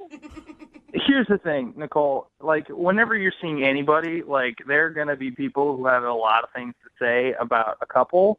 But, like, who cares? You know what I mean? Like, that's what I liked about your Tinder profile in the beginning. But that seems like you didn't really care what people think. And, I mean, honestly, I think you're great. I think we had a good connection, so I think it could work. Aw. It's pretty cute. That was really cute. Yeah, I mean, maybe he deserves a spanking. He's been Oh, bad. my God. Maybe, Nicole, you don't know that. Hey, Nicole, would you like to go out with Tim for a second date? We will pay for it. We'll give him an allowance to take you out. Oh, that's horrible. I mean, if he is okay with, you know, dating his mother, then... Tim, are you okay with dating your mom? That is the weirdest question we've ever asked during a second date update. Look, Nicole, it was just one kid at a movie theater saying one thing. I don't think it's that big of a deal as you think it is. Like, of course I want to go on another date. Yay! Good man. Aww. Awesome. Well, congratulations, Tim. You got your second date. Thanks a lot, you guys. Yeah, no problem. You guys are going to have so much fun at Chuck E. Cheese. It's going to be great. Nicole, don't let him have too much root beer, though. You know how he gets. Oh, that's horrible. Brooke and Jubal in the morning. Text in at 78592 that says, good job to that guy, Tim. I'd go on a date with my mom, too. Poor Tim. Talking about today's second date update. In case you missed it, Tim wanted to call Nicole. They went to the movies, and he wasn't sure why she wasn't calling back. When we got her on the phone, we found out that while they were in the concessions line, he went to the bathroom, and then the dude that was working the counter said to her, oh, that's cool to see, like, mothers and their sons going out to the movies. So she didn't want to go out with him anymore because she felt awkward about the fact that she thinks she looks like his mom now. Yeah. But they did agree to go out again, which is good. I doubt that she'll be posting any pictures of them together on social media anytime soon. I like how this is awkward, but if the roles were reversed, if a guy looked like he was the father, he would take pride. He'd be like, oh, she's so young. I know, right? What is wrong with your guys' gender? You're like, no, Mr. Popcorn Dude at the movies, that's not my daughter. That's my GF. I know. Looks like I should have one that age, right? And she calls me daddy. Yeah, that's because I do for my first wife, but she's old, so I got a new model. That's how we do it. Anyway, if you want to do a second date update, remember, all you have to do is email the show, and we will call the person who didn't call you. You know, normally when we do second date updates, we talk to the person and we go, what do you think went wrong? Why are you not getting a call back? And they may be able to cite one instance, or a lot of times they're like, I don't know, I have no clue. Right. Well, the guy on the phone for a second date update today has multiple reasons why he thinks he's not getting a call back, so that should be fun. Let's start listing them, shall we? Mike, what's up? How are you? Hey, guys, how's it going? Good. It sounds like your first date was not the best. You know, I didn't think it was, that bad in the moment, but looking back now, I'm starting to kind of put the pieces together, and I kind of think I figured it out. I don't know. Is it something where you only have yourself to blame, or were they circumstances outside your control? Well, I guess some of them outside my control, but I think I kind of just got awkward with it. I don't know. I think it was me. So what's the name of the girl that you want to call today? The girl I want to call today is Andrea. And where did you meet Andrea? On Tinder. Nice. Actually. All right, so it started off great anyway. I love when anybody says that. There's such shame attached to it when it comes out of your mouth. I mean, it's not the place you want to tell your mom, like, hey, look who I found on Tinder. You don't want to take Tinderella home, so. Tinderella. All right, so tell us a little bit about Tinderella before you tell us what went wrong on the date. All right, well, obviously I swiped right, so I thought she was hot. So right off the bat, she's a good-looking girl, and then as I was looking through her pictures and stuff, I was noticing she was athletic. She looked like she played sports and worked out. So, she responded back to me, and we started talking. She was really sassy, so I like that, Yeah. kind of the bantering back and forth. Yeah. How long did you guys chat before you decided to actually go on a date? It was about a week, so I think that's kind of long for Tinder. Yeah, it is. Normally it's like 10 minutes, right? Yeah, that's what I said. I was like, wow, this is a long relationship. You guys were practically Tinder married at that point. Oh yeah, I was thinking about changing my status. Tell us about the date. What'd you guys actually do? So on the date, we went to an oyster bar. And she actually, I thought it was nice. She said I could pick her up, which I thought, I was like, okay, all right, actually get to go to her place. So went to pick her up, and that's where I think I started losing control of the situation. Wait, you started losing control before the situation even barely began, is what it sounds like. Yeah. I was listening to music in the car. And I wasn't paying attention, I was all excited about her. And I walk her into my vehicle, open the door for her, trying to be a gentleman. And then get in the car, I turn on the radio, and then just bam, right in her face, this music just starts blaring. And it's just talking about and all kind of crazy shit. And oh my God, I turned so red. It was so embarrassing. Did you apologize right away? Yeah, I should have apologized. That would have been the right thing to do. Instead, I just kind of cut it down. And so I was like, do you listen to Lil Wayne? And she's like, no. All right. Yeah. I could see that'd be a bad first impression. Yeah, I think it was. She's like, what's on this guy's mind? Already picking me up. Okay. I know. The Tinder and then the music, I don't think it was looking good for me right off the bat. Did you recover from that, or did she seem disturbed by your music selection the whole night? It was a little awkward at first, obviously, but I think I started recovering, pretty well. By the time we got to the restaurant, we were talking. Okay. That was good. And how was the oyster bar? The oyster bar was delicious. No, I meant how was your time with her at the oyster bar? Sorry, I should have been more specific. That's okay. Yeah. Well, the time was a little awkward because, like I said, we were talking, everything was cool, and then I thought it'd be funny and try to make a little joke about, oysters are aphrodisiacs, and then she was like, well, in my head, it was funny. It was funny in my head. It's so easy. It just makes me roll my eyes. And this is after she got in your car with a song that was blaring about sex. And then you're like, hey, these are aphrodisiacs. I think the only thing I could have said afterwards to make it more awkward is give her a little wink or something. I don't know. It was bad. What was your intention of this date? I mean, I actually liked our bantering on Tinder and stuff. I thought she was really funny and cool. And I've had hookups before off Tinder, obviously, but I kind of wanted this to be a little bit something more. Okay. So after all that, did it seem like she liked you at the end of the date? Or was she just trying to get out of there? Bad, dude.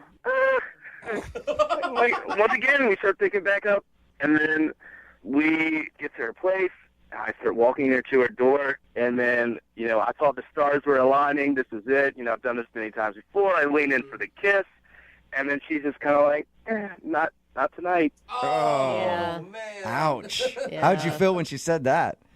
I was a little bit caught off guard, honestly, because that's never happened to me before. Not trying to brag, but I'm a pretty good-looking dude, and that's never been just turned down right at the doorstep, But I feel like there's two ways you can say that. You can say that coyly, where you're like, not tonight, got to work harder for it. Yeah. Or you can say, not ever.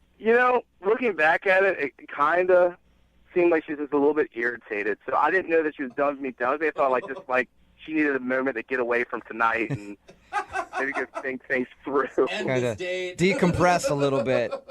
Yeah. Have you tried to contact her since your date?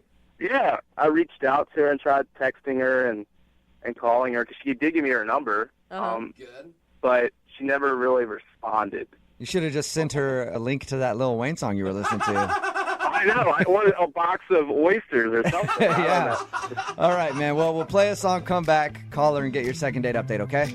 Oh, cool. Thanks, man. All right, hold on. Moving 92.5. Brooke and Jubal in the mornings. Second date update. All right, if you're just tuning in for today's second date update.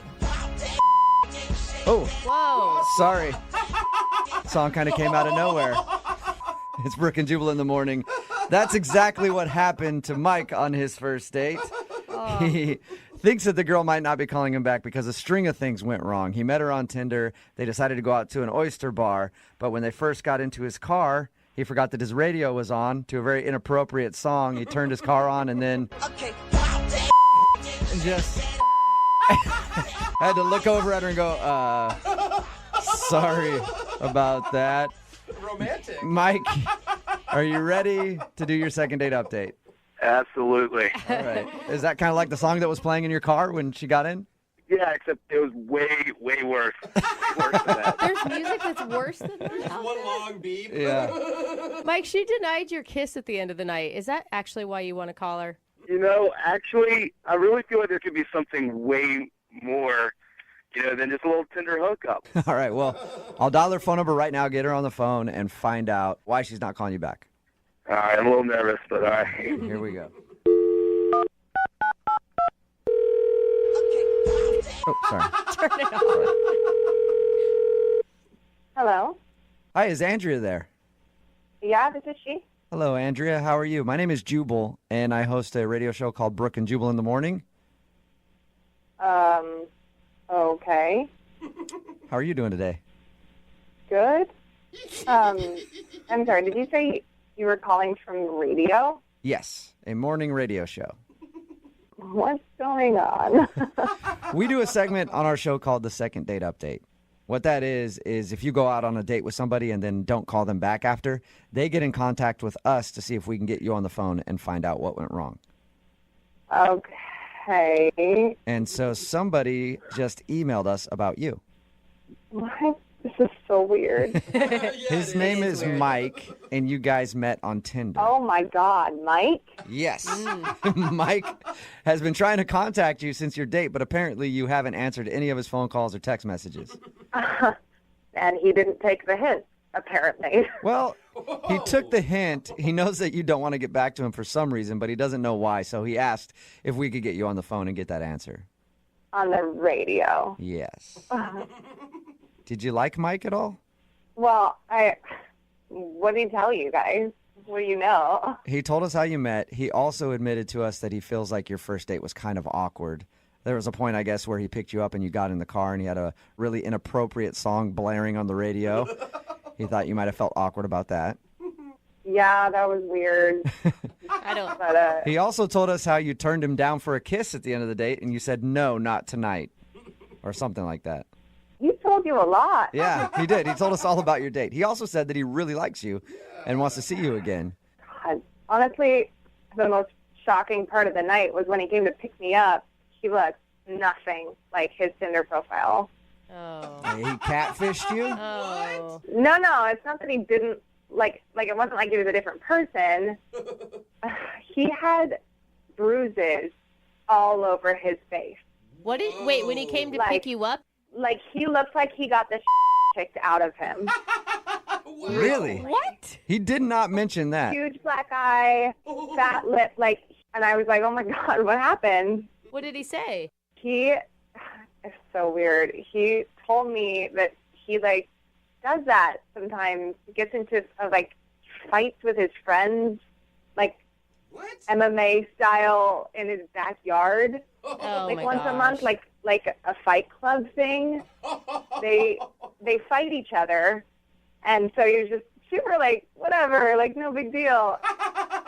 Nonchalant And fighting. so like just looks like that a lot of the time because he and his friends beat the shit out of each other. So he does like novice style MMA in his backyard. I guess. And he thought, I mean, was he saying this to impress you or? No, I asked him why his face looks like scrambled eggs. He was like, "Glad I just do this. Not a big deal. Like totally casual." So, no big deal. Me and my friends just fight in the backyard once a month.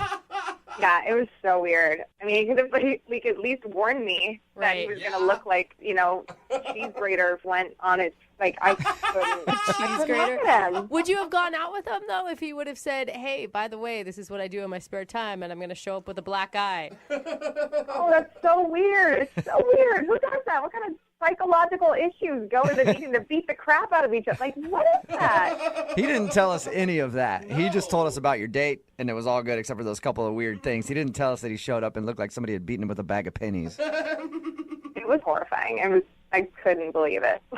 I want to know a little bit more about his backyard MMA ring. You want to get in on it, Yeah, don't I do. you? I want to get in on that action. Let's ask him about it, Andrea, because he's actually on the other line listening and wants to talk to you. What? Yeah. No, he is not on the f***ing phone. Yes, he is. Mike? How's it going? What are you doing? What do you mean, what am I doing? Look, I just wanted to tell you, you could just texted me or called me, and then we have to do this. We didn't have to do this, period. You could take a hint and just let it go. Like, you gave me your number, so obviously you're cool to give me your number, so you should expect a phone call or a text. Oh, my God. You know what I mean? Oh, my God.